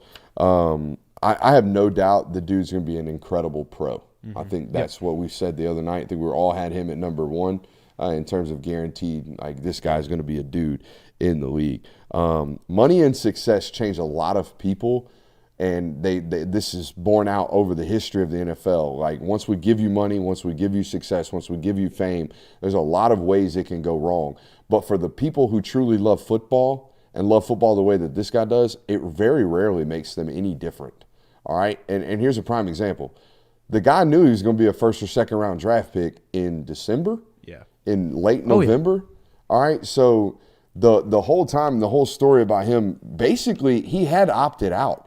It sounded, if you listen to the way Kirby talked on that post-game presser after FSU, Kamari Lassiter had opted out. He had spent a couple of days watching practice, and it did not sit with him very well. So he went into coach's office and said, I know mom wants me to not play. I know I probably shouldn't play, but I can't. It doesn't sit. I'm not feeling okay about this. I'm going to play. That's somebody who loves football and success or giving them money. That does not do anything different to this. In fact, it might pour gasoline on this want and this need to be great at this thing he loves. But let me debunk the draft pick. I don't think Pittsburgh's sitting here. I think Mike Tomlin has got to trade up for a quarterback. I don't think you can go into another year with Kenny Pickett as your quarterback. I think you're going to be in very, very hot water. They are. Huh? They claim that they are. I think that's posturing. I think it is fun, though, to think about a secondary with Joey Porter and Kamari Yeah, Lassiter. my logic behind it was I don't know if you're going to go back-to-back corners in your first 32 picks. Like, I mean, Joey Porter Jr., for all intents and purposes, was a first-round pick last year, but they only had 31 picks because of the suspension. Yep. So, I mean, he was 32nd overall. Do you really want to spend another top draft pick on another cornerback? I mean, is your secondary in that much of dire straits that it needs 2 lockdown corners? That's kind of my logic behind it. I feel like there's just more holes you can fill if you're a Pittsburgh Steelers. Certainly becoming one of those landing spots, though, Pittsburgh is for these Georgia players. Yeah, I mean, most offensively, too, right? All offensively. They don't have a defensive player. They don't have a Georgia. defensive player. It's Pickens, Broderick Jones, And Darnell. Yeah. who have all been hits for them. Yes. They've all have been really played. successful players. So yeah, apparently this says rumors. The rumor is they will go after Justin Fields. It's not a bad idea. No, I don't hate that idea. Another former dog. How about that? Is he a about that? DGD? Huh? Yes, and here's why. Just ask. That's my favorite, man. The DGD conversation. Oh, dude, the DGD police will come after People you, lose bro. their minds. No, he's not. No, he's not. How dare you? The DGD conversation can be boiled down to this right here. If you got to ask, the answer is no. Period. There you go. Prather Hudson, DGD? Gotta ask. I mean, I don't know, man. I would say not. Where should we go next? Should we talk about the academic weapon? What about we got Amarius? Amarius We gotta talk Mims. about Excuse me, Amarius. Amarius Mims. This one was Amarius Mims in this mock draft, 32 overall to the 49ers. First of all, holy hell, that would Congratulations, 49ers. You're the Super Bowl winner. Yeah, according to apparently the Mel Super Kiper. Bowl champ, according to ESPN. That would be terrifying for this one purpose and one purpose only. Like, the system's a fit. He's a freak athlete when asked to be so. But also, you're telling me Amarius Mims gets to spend time around Trent Williams and pick that guy's brain? Uh-oh. That would be frightening. Yeah. Because he's like what Trent is, but like 4 inches taller. That's scary.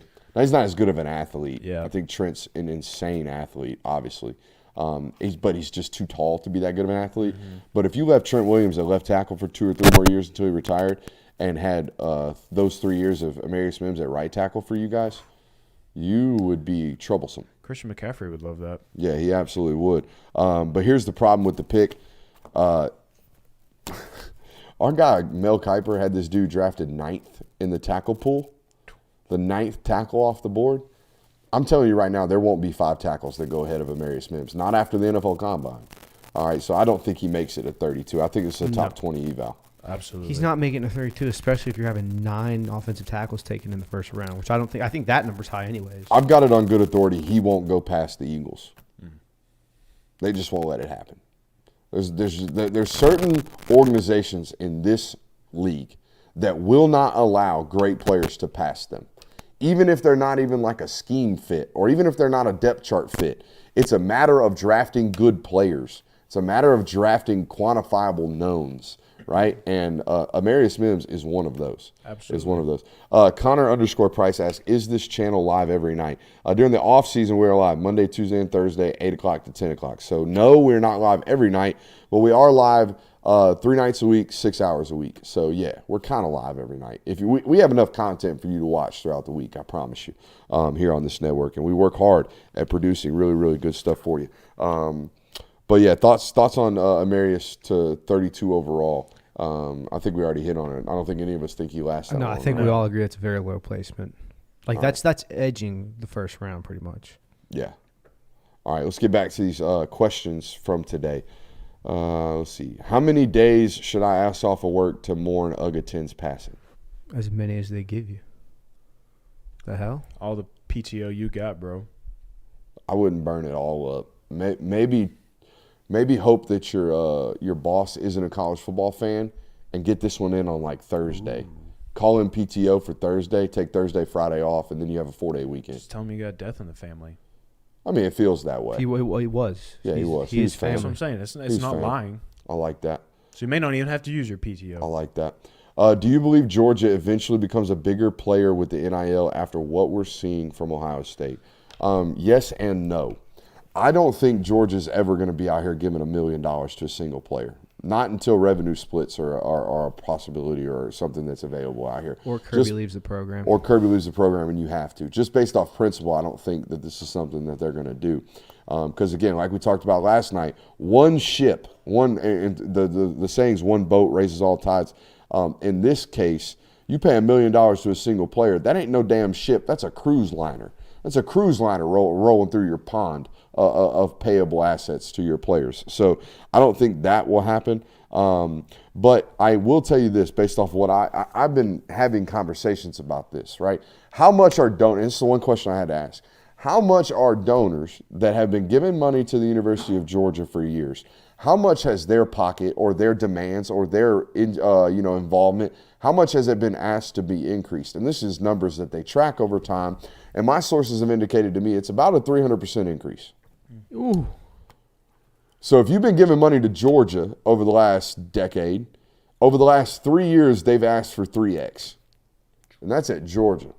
And I've told you over and over and over and over and over again that Georgia does not pay what other schools pay. They're just not. They're not out here running around with the bag and the NIL front that some of these other schools are. So do I ever think that they get into that mode? I told you last night, you better start saving.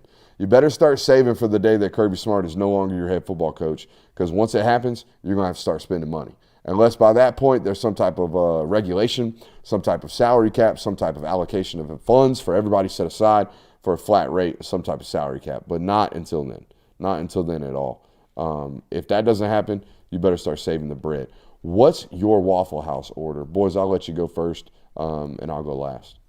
I always do all-star meal. Okay. I get a plain waffle with bacon, extra crispy, scrambled eggs. That's it. I get a bacon, egg, and cheese hash brown bowl with Well, you hash brown or grits? Oh, hash browns, 100%. bacon, egg, and cheese hash brown bowl and a peanut butter chip waffle. Peanut butter chip. That's an interesting order right there. I'm an all-star special guy. Give me toast. I want hash browns, extra crispy with Heinz 57 in them. Okay, trust me on this one. I'm going waffle. I'm going sausage. I'm going to cut the sausage up, put it on top of the waffle. That's more interesting than a peanut butter chip. Hey, you ain't tried it. It's the salty and the savory. I didn't say it was bad. It's the salty and the savory. That's more interesting. If you've ever had Waffle House sausage, it's super salty, very salty. You mix it in with the savoriness of the waffle, and you're hitting different right there. And then I'm going cheese eggs. Got to. I don't like cheese on eggs. Nowadays, this order has completely changed because that's about 2,400 calories. Yeah. It's good for you. So, that's the kind of breakfast you eat if you're going to go out and work like a lumberjack for 12 hours. Not if you're going to pass out at 2 o'clock in the morning, piss hammer drunk. That's not the order you need to have. Yeah, but it tastes better when you do that. But it does. It does. Absolutely it does. It's probably one of my biggest things I miss about drinking.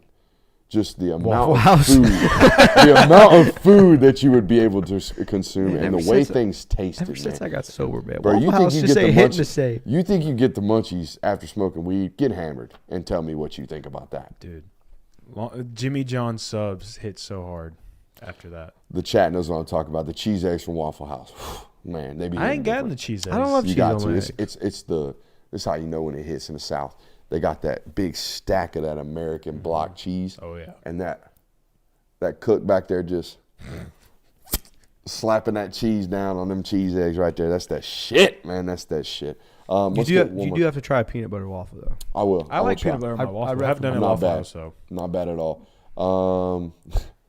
This one was so easy for me. Would you rather have to wear nothing? This is your question. Would you rather have to wear nothing but flip-flops for an entire year, or every food you eat be dipped in mayonnaise for a whole month? Give me the flip-flops. Mayonnaise can absolutely get the hell out of here. Mayonnaise is so gross. You're going to Shane Beamer it for a whole month. I will. Dude. Whole year. Nah. I saw a dude pull up in class today with sweatpants, a hoodie, and flip-flops on. And I was like, you need to get your ass counterproductive. Well, there, all bud. right. You know what that means. He woke up 5 minutes ago. You can't put shoes on? Cut that guy some slack. You can't bro. put shoes on? Can't put some slides on? Yeah, cuz? at least do some slides with some socks. Yeah. You can't be doing flip-flops barefoot. Can't be bare hoofing iron. No. When you say dipped in mayo, does it have to be I have to dunk it in mayo? Everything I eat has It's to either be got to dipped have mayonnaise on it or you mayonnaise. got to dip it in mayonnaise. Everything. All right, in Outside that of, case, can I just eat a turkey sandwich with a little bit of mayo on it You 3 can do times that a day? 3 times a day for a whole month. I could do 3 I could deli do that. sandwiches for a month. I could do that. I'd rather do that than barefoot or flip flops. But if I'm eating a chicken tender and you're telling me I have to dip it in mayonnaise and that's the rule, That's it. No other condiments either. So, I can't mix the mayonnaise. No, it's just mayonnaise. What if I do chipotle mayo? No, it's mayonnaise. straight Dukes. That'd be too easy. If you could mix and match it with stuff, then that'd I'd be way still too probably easy. do the mayonnaise just because a year of wearing flip flops is so inconvenient. I don't know, man. You can't work out, bro. Yeah, you can. You can't go to the bar. I work out barefoot all the time. It's good for your ankles. It is, but you can't Really do it in a good for your public gym. tendons. I mean, build your own gym. I have one, but it's not. I live in a rented house, dude. All right, last question before we get on to the next segment. Top 5 fast food burgers. Restaurant has to have a drive-through. Oh, they did this on the Kelsey podcast. So I'm going to list out the options right now, right? Mickey D's is obviously one, right? We got Wendy's. Whataburger's number 1. Whataburger. Disagree. I had that the other day. Wasn't bad. So good, dude. Put me on the toilet like an hour later, though, but that's I'm not a TMI. fan of Whataburger. It's a little TMI. We got Cookout. Who else we got? Five Guys, no drive-through. Wendy's, dude. Five Guys Wendy's. does I already not got have- Wendy's on here. Okay. Five Guys does not have a drive. Yeah, I don't Five think they have a Guys does not have a drive-through. drive-through. No. What are the other burger joints? Burger King. What's the one? In and Out. No, Culver's. Culver's is interesting. You ever had a Butterburger? It's pretty Hey, good. if you get the location right, Yeah. Sonic got a banging burger. Ooh, Sonic. Never with had the Sonic. burgers. If you get a good Dairy, location. Dairy Queen gets a good burger, believe it or not. Yeah. We forgot BK, bro. I said BK. I feel Burger like this is King. way more than 5. All right, so those are the options. I just listed the options. Okay. Give me All right, so- Whataburger number 1, please. Well, I'm gonna do mine first, and you do yours in a second. I'm gonna go the Wendy's Baconator 1. I think that thing slaps. I'm gonna go a Burger King Whopper 2. Wait. What's up? Burger King Whopper and you hate mayonnaise. Yeah, see, you've been going to the wrong Burger Kings. You had this take the other day when I brought up the Burger King Whopper about too much mayonnaise. Wrong. That's user error, though. Or not user error. That's operator error on that one specific Burger King restaurant. I like a good Burger King burger personally. I'm gonna go McDonald's. Give me the double quarter pounder with cheese. Now, granted, it's like 1,500 calories. Oh yeah, with cheese. Man, that bitch hit. I'm gonna go McDonald's 3. Give me the Culver's Butter Burger 4. I think that thing is elite. And then I'm probably gonna wrap mine out. I know this sounds crazy, but I love Dairy Queen's burgers. I love a good Dairy Queen burger. So that's my top 5. I got Wendy's 1, McDonald's 2, Culver's 3, Burger King 4, Sonic 5. Respectable.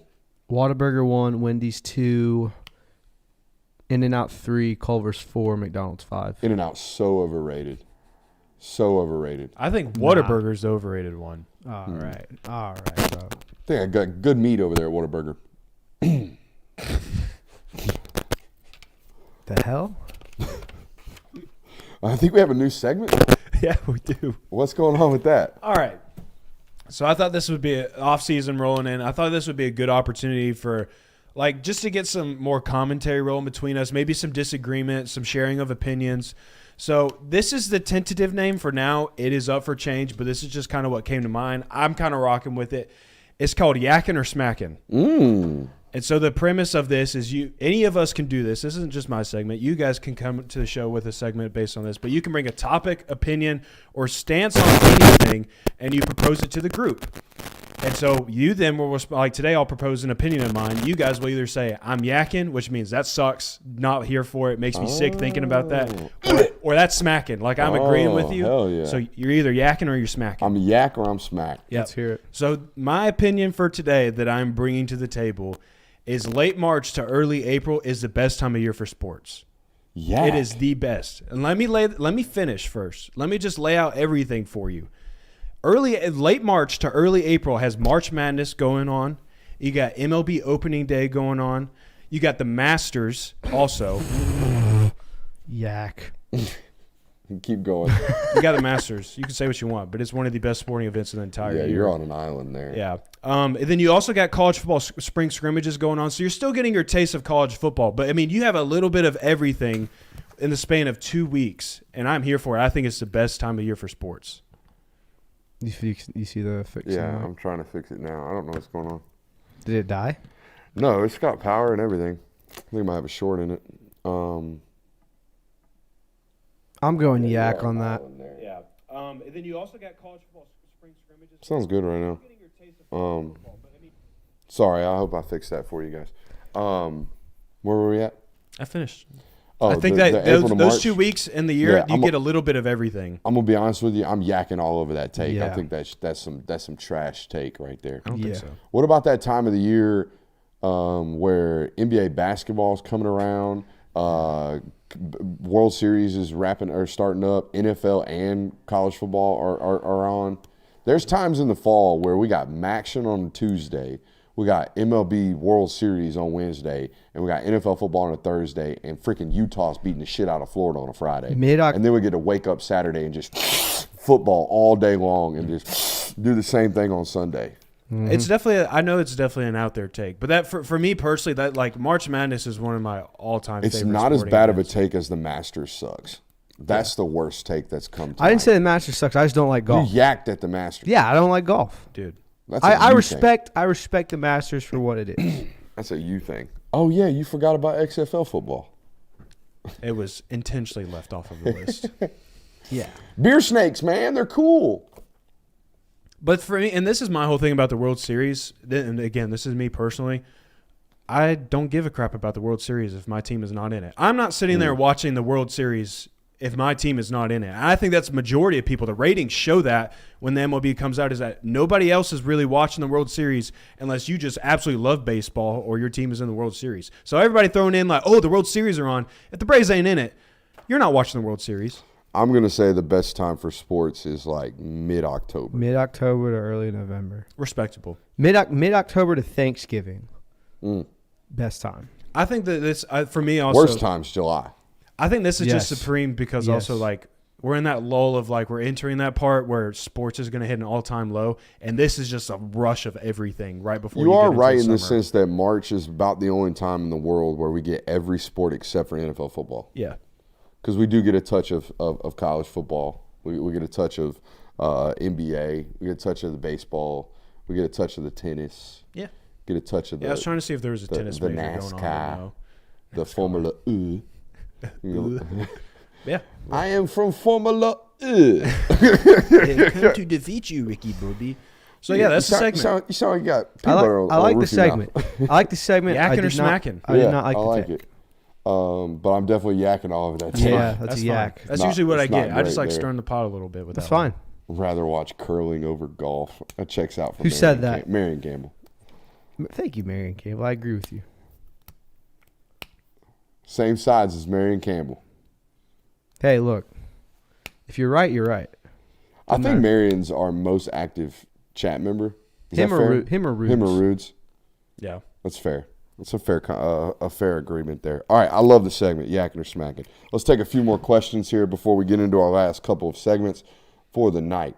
What round and where do you think Ladd McConkey ends up in the draft? He will be drafted by some type of Shanahan or McVay tree guy. They're looking for their next Cooper Kupp or the next Puka Nacua. Just kidding. I think he's a 3rd to 5th round draft pick. I think it's about where he's going to be slanted. Falcons in the 3rd round by Belichick. It doesn't sound terrible. Doesn't sound terrible at all. Chances of a true freshman like Ellis or KJ Bolden starting day one or getting serious reps. Starting day one, I'm going to throw it out the window. I don't think it's possible. As much as people want to talk about Malachi Starks and Michael Williams being true freshmen and getting playing time, neither of them started that game against Oregon last year. I think Tramel Walthour got the start. Tyrion Ingram Dawkins got the 2nd series or 3rd series, and then Michael got in. Same thing for Malachi. Dan Jackson got the start 2nd series of the football game. Malachi replaced him. So starts don't really matter. Will they play meaningful time? I do believe so, both of them. Hey, Brooks, love the show. My question is, what position group do you think will improve the most come 2024? I'm going to go wide receiver room. I think it has to improve. I think it has to take steps forward this year, and I think they invested time and assets into such. I think it's a little bit more talented of a room than even was last year. Do you guys have any thoughts on that? I think wide receiver room's a good one. I think the interior defensive line's one. I mean, you could also maybe say running backs for, like, if you look at the first 4 or 5 weeks, Georgia's running back staple, it wasn't really great. Like, they were kind of picking at straws there, and so now, obviously, the end of the season turned out a little better, but I think the running back room could really be solid this year. I like the running back pick a lot. I think, yeah, I'd say running back or wide receiver. Or wide receiver is the one that I think you hope the most, maybe. Or interior defensive line? Or interior defensive line. But as far as like we kind of know for sure that room is going to take a step forward this next year, I would say the running back room. All good answers, all good choices. I think those are the 3 options, right? Running back, wide receiver, interior defensive line. Yeah. I think you could say some things about the tight end room. Hey, Yeah, that's what's where it's going about to to go go, on there? but But I think you're plenty talented. I don't think it You're fine. improves. Huh? yeah. I No, don't it's think definitely it's- not going to improve. I was also going to say like it's definitely not improving. It's though. definitely not improving. All right, one more question. We might take 2 more here before we move forward. Where did I see it? What is the most? This one's so. This is when I saw this answer, this is the only one I had an immediate answer for. What is the most impressive throw you've seen from a UGA quarterback since you've been covering the team? Can you take a guess on what my answer is? There's one throw that sticks out like a sore thumb to me. I'm going to say It was from last year, not this past year. It's the the year before. Stetson Bennett throw on the last drive of the Ohio State game to Brock Bowers where he throws it over the middle. An elite ball, not the one I'm thinking of. A high-low ball you talking about? So Yeah. this is Yeah, Stetson no. final year. Yes. Then it's the Marcus Rosemy-Jack Saint one against Florida. No. I'm thinking. I don't know then. I think that. Oh gosh, one that just came to my mind that I don't think is the one that MRJ in the back of the end zone against Tennessee. No. That was a great ball. I don't know. That's those I are the feel ones like that really you've stick said out this to me. before too. I He have. definitely has. I have. It's the hardest ball I've ever seen from the box in any football game. It's the most live football. I saw it from the box and said, my God. It was an incompletion as well. Oh, was this from the Natty? No. This was from some blowout game at home. Oh, I don't. It's know the rolling out to the right throw, Carson Beck incompleted to Kyrus Jackson. Oh, That's the best ball I've ever seen thrown. It was an absolute seed. dude. it had sound effects to it. It said, That right thing- as it went by that everybody's thing in head. slow motion is sexy. Yeah. And the ball placement on it, it's the best ball I've ever seen throw since I've been covering Georgia. Pierce Jackson definitely still has nightmares. Either about that ball or the ball he threw against Kentucky this Yeah, year. oh, The layered the ball. run, the ball, Yeah. the layered ball running away from me, underneath the cover 3 corner, over the top, or excuse me, underneath the cover 3 safety, underneath the or over the top of the cover 3 corner, just freaking nuts, man. it. That is a really good ball. Oh man, Every ball he threw to Stetson Bennett threw to Brock Bowers on those up and over balls were perfect. He never missed a single one of those. They might have been incompleted because of good defense, but he never missed it in terms of No. ball placement. The first one that comes to mind for me is the throw Stetson Bennett had in the Oregon game, where he's basically standing in the pocket. He sees Justin Flo coming and just sends a takes one off the 20-yard chin. missile. Yeah. Katie Oh, Mitchell. yeah. That was a good one. He had another great throw in his first career start. Home game, COVID season against Auburn. Yeah, where he rolled out to the Spins, left. Roll out spins to on the Cat left. I Bryant. think that was to Curious. Spins on Cat Bryant, hits the deep over to Karras on the sideline. That's a crazy ball. Too. That's the first That's time when I I was knew like, he had juice. I was like, wait a minute. The dude's got some shit. Hold on. Dude's got some shit to him, man. I knew at that point when he let that ball rip, I was like, ooh, that's Might a be a little chooch. something. That's a Might be a little little chooch on him, bro. Yeah, so those are some good questions coming from you guys today. Georgia, still over the scholarship limit. This was a conversation we've been trying to have on this channel for a little while. Our guy, friend of the show, and just absolute home run, addition to our Discord several years ago. Our boy Jamie Goodman, or as we call him around the community, Unk. Our boy Unk put some work and put some numbers together on the actual roster today, and I felt necessary for us to talk about it. Let's go to the board. So I was unmuted on this one, but that shouldn't be causing the popping or the staticking. I think what caused the popping and the staticking was the actual bend on the cord. So here we go. All right, so currently the number is at 89 based off our research and based off what we have done, and we're going to break that down for you right now. The quarterback room right now accounting for 3. They are not at their number. They said they want to get to 4, so there's maybe a potential addition there, but you see the names. Beck, Stockton, and Puglisi are the scholarship football players in that room. Offensive line, the biggest room on the roster, 17 scholarship players, all the way from Ernest Green, Xavier Truss, all the way down to Michael Unai and the new freshman. Okay, now the only name on this list that I was like, is that guy on scholarship? It's Mike Bobo's kid, Drew. But Drew, I got confirmation today, is indeed on scholarship. So 17, the number is solid. By the way, all this information was sent off to sources, got no pushback, no kickback on anybody. So I do truly believe we're at or near the exact number here. All right, tight ends, there's 5 of them. Delp, Lucky, Sperlin, Riddell, and Heinrich. That's obvious. Those are all the scholarships that are in that room. 7 running backs. Branson Robinson, Roger Robinson, Andrew Paul, Trevor Etienne, Chauncey Bones, Nate Frazier, Dwight Phillips. Okay, we might be able to slide Dwight Phillips into a special category of his own, but we're going to count him in the running back room. There's 7 there. 13 wide receivers on the roster. Aaron Smith, Dom Lovett, Robert Thomas, Dylan Bell, Anthony Evans, Cole Spear. Who's our young right here? Colby Young. Kid from Miami. I'm an idiot. Humphreys, Jackson, Williams, Nitro Tuggle, and Zacoby White. All those seem to be relatively solid in their standing on the roster at this point, though there are some names there that we might need to talk about a little bit later. Defensive line. Now we're going to switch over to the defensive side of the football. 14 on the defensive line. This is not including outside linebackers. Like you can see, Michael Williams has been shifted into this category as he's going to play Jack this year, as we've reported. Warren Brinson, Nazir Stackhouse, Christian Miller, Tyrion Ingram-Dawkins, McLeod, Jordan Hall, Jaw Jarrett, Daniel Harris, Joseph Jonah, not Daniel Harris, that is Gabe Harris, excuse me. Jordan Thomas, Justin Green, and Ogboko. Those are the freshmen right there. And then the outside linebacker room, still really, really thick. Markel Williams, Chad Chandler, Salmon Pima, Damon Wilson, Quintavious Johnson, the freshman, just got in from Mays High School. Inside linebackers, Smile, obviously returning this year. You can see, looking off this, why there was no room really for Jamon Dumas Johnson to come back. Smile Mondon, C.J. Allen, Raylan Wilson, our guy Walker, Jalen Walker, Troy Bowles, Justin Williams, Chris Cole, and Christopher Jones. The star position is a little bit over thick right here. It's a safety and star, that's why. 8 here. Malachi Starks, David Daniel Sisavon. That is Thomas. Ja'Cory Thomas. Jonel Aguero. That is Kyron Jones, Justin Rett, KJ Bolden, and, of course, the new addition, Jake Pope. Now, Dalen Everett, Julian Humphrey, Daniel Harris. Y'all see the names. Peyton Wintering, Thorson, Miller. Now, you add all these up, you got 89 names.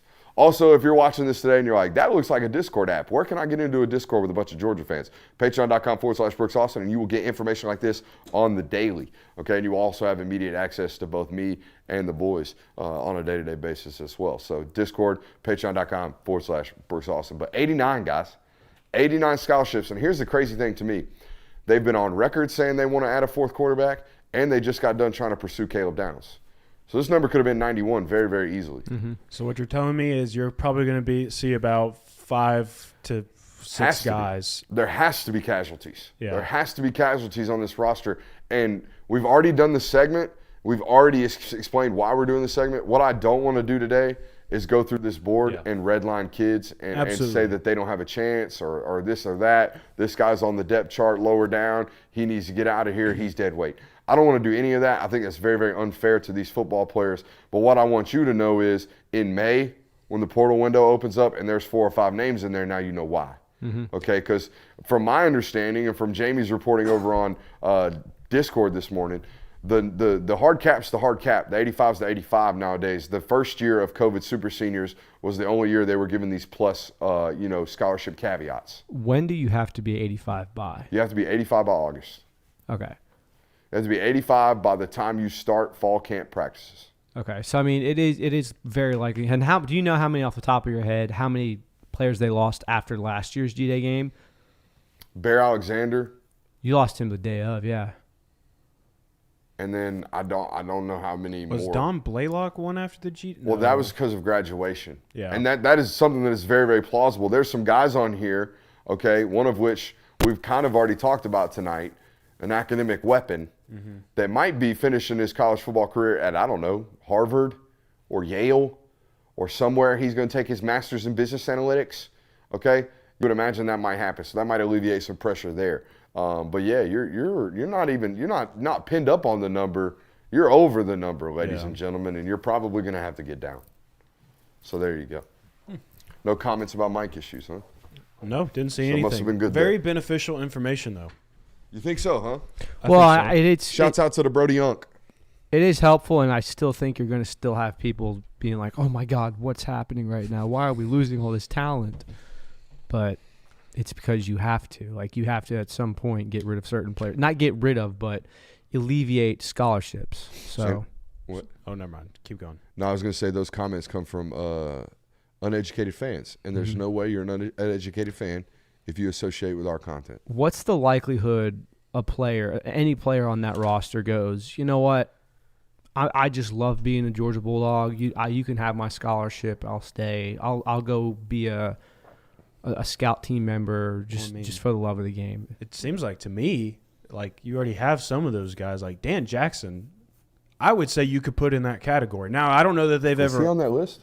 I didn't see his name. Because he's a walk-on. I think he's still a walk-on. I don't think that's what I'm saying. I think you could put him in that list of people, though, have already continued to be that? walk-ons. Yeah.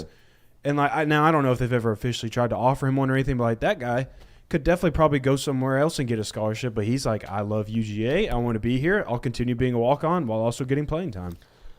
And I think there's an immediate question where, like, does the 85 even exist anymore? Because can't they just give them NIL scholarships? And can't they just pay for their tuition? And can't they just give them the money for their accounts? That's going to be my next question. Isn't there a roundabout way to see? It's already in the chat. Yeah, there is. But real football players, from my understanding, are not taking these deals. Yeah. Okay. And Deion Sanders said this perfectly. $50,000 might get you a walk-on nowadays. Like, you're going to have to pay the tuition and the NIL stuff for these kids nowadays. It's not just Plus, a scholarship would probably be a lot more concrete than an NIL deal would be. 100%. And if I have an NIL deal covering my scholarship, guess who's got to make sure the bills are paid every single quarter and every single semester? The staff. Me. And you. Me. The staff ain't taking care of that. I'm the one that's going to have to go into the registrar's office. And again, these are things that are all taken care of for you. Also, by the way, your meal plans drastically changed. How you travel with the team, whether or not you get away gear, all that stuff changes the moment you get taken off the 85. Yeah. So, no, I don't believe that a player like, let's say Jordan Hall gets over-recruited next year, right? He's a junior and he still hadn't made playing time, and they're like, ooh, kind of a hindrance on the squad. Can you come back as a PWO? He's going to say, hell no, I'm going to LSU. Or hell no, I'm going to Florida, even though I shit on him on Tate's podcast. All that stuff, okay?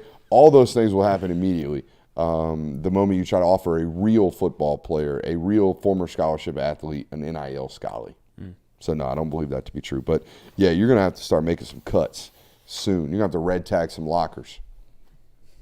And I don't know where you get them from. I think there's a lot of weight in that offensive line room that could be trimmed out. Probably. But there's some really good young football players that I wouldn't want to give up on already. So that's a tough little rundown. And that's with all the outs. That's with all the guys that have left, right? So, yeah, we'll see. I think you might see some attrition in the cornerback room, maybe. One of those guys tapping out after the spring competition. Sure. So we'll see. We'll have to see about that. So, yeah, Georgia's still very much so over the limit. There are 3 new coaching candidates or coaching hires in the SEC, and we thought it'd be worth our time to rank some of these landings 1 through 3. So are we ranking these from like the coaches' just in terms of like, hey, how good of a hire was it? How good of a fit was it? All encompassing, right? Do you think it's going to be a successful venture? Like, for example, number 1 for me is Jeff Lebby. I think Jeff Lebby was the best hire in the SEC. I think you and me are going to have the same list. I think Jeff Lebby was the best hire in the SEC this year, considering that is a tremendous hire for Mississippi State. And he is going to do something that I think is the baseline requirement to be the head coach of Mississippi State. You better make them some bitches entertaining. Make them fun. Yep. I don't care how you do it. Make our football team fun. Because you know what we're never going to do at Mississippi State? Never, ever, ever in my lifetime is Mississippi State now going to be a legitimate national title contender. I just don't believe it to be true. I don't think that's going to be the standard. You are not required to win 12 games at Mississippi State to keep your job. What you are required to do is make me have fun watching you lose, okay? And I think Jeff Lebby's going to do a great job at that. I got Jeff Lebby number 1. Yeah, that was my answer. I think that from an expectation standpoint, they're not as high as an A&M's or an Alabama's, and the resources aren't as drastic either. But you also, like you said, if you're an entertaining team, if the entire nation's watching you and you win 8 games a year, hell, you beat a top 15 Ole Miss team every other year, like you're going to be a very successful coach at that program. You can coach there 30 years like Dan Mullen was on the track to do before he thought he was good enough to go coach at Florida. Yep. No doubt. Who you got number 1? I put Lebby. Oh, yeah? Really? All the same reasons? I thought I was going to be the Maverick and put Lebby at number 1. All right, number 2, I have Kalen DeBoer. I have Kalen DeBoer as well. I put Elko. Okay, we'll get your answer here in a second. He's a winner with a good offense. Yeah. That's enough. He didn't get number 1 for me because no Southern ties, the way he's kind of gone about hiring his staff, haven't really built up that Southern relationship, and the recruiting scares me, honestly. Yeah, it's not. I don't know if he's got an inability to recruit. I don't know if it's that he hasn't had the resources to do so. But when you're pulling the 65th recruiting class out of Washington, that's just probably not great. I put Elko at 2 because I think that Elko fits what Texas A&M needs right now more than DeBoer fits what Alabama needs right now. And I mean that in the sense of Texas A&M just got through a run with Jimbo Fisher where it kind of felt like a joke at times. It kind of felt like a laughing matter to Jimbo. It didn't really feel all that serious to him sometimes. And he kind of just pity-pattered his way through his contract, got this big buyout, and left like nothing ever happened. Whereas Mike Elko is still a guy that's kind of trying to build himself up. You know, he had successful runs at Duke, but now he's coming to a place at Texas A&M where he continued to win games and do so at a high level and maybe even potentially get that roster to a national title contending level. And that's what Texas A&M needs right now. So I just put him at 2 because he fits what A&M needs more than what DeBoer does for Alabama. Yeah, I wrote down comfort. He's a very comfortable hire. He knows the state. He coached there before. It seems like, hey, we just married the really crazy-looking blonde girl in Jimbo Fisher, and we bought her a brand new set of you-know-whats, too. And then she ended up cheating on us and leaving us and took half our money. And now we got to go settle for the nice, really pretty girl who we know is not going to take us for half our shit. Yeah. That's the one they're going after right now. Yeah, that's kind of why I put Elko at the 3 spot. Not because I don't think he's a bad coach or anything like that. I just think it's that you were in a program at A&M where 5 years ago was like, hey, watch out. We're going to start competing for national titles now. We are going to be one of the top programs in the nation. And now you've kind of had a come back to earth moment with the hiring of Mike Elko. Again, he's not a bad coach, but I don't think national championship or national title within the next 2 or 3 years is your expectation if you're A&M right now. Sure. All right, we'll close the show with a few more questions here. What are your thoughts on athletes being employees since you once played football? And if athletes were employees, what would it cost to pay all university athletes, men and women, for room, board, tuition, disability insurance, health insurance, payroll tax, etc.? This is a really, really heavy question. And here's the only way and the best and most sustainable way to make college athletes employees. Take the revenue sports, the revenue producing sports, and give a percentage split to those athletes. Okay? So whatever it is, and it doesn't, in the NFL it's 50-50. It never has to be that large. I'm just saying if there's a $40 million contract given to Georgia, if you just took, I don't know, 1/20th of that, what's that, $2 million? All right, let's say you take a fourth of that. That's $10 million. Let's say you take that $10 million and you evenly distribute that to your athletes on the football team. Boom, there it is. All right, you got $10 million to pay your roster. And guess what? That will be the standard for the SEC. And then the standard for the Big Ten will be whatever the standard is for the Big Ten. And yeah, there are some competitive disadvantages here, all based off the TV contract. But that's a whole hell of a lot better than all of the disadvantages that are and advantages that are created now based off independent state legislation, which is what we have. What we have right now is independent state legislation dictating what one school can do in Texas and the different legislation dictating what Georgia can do in Georgia and what Alabama can do in Alabama.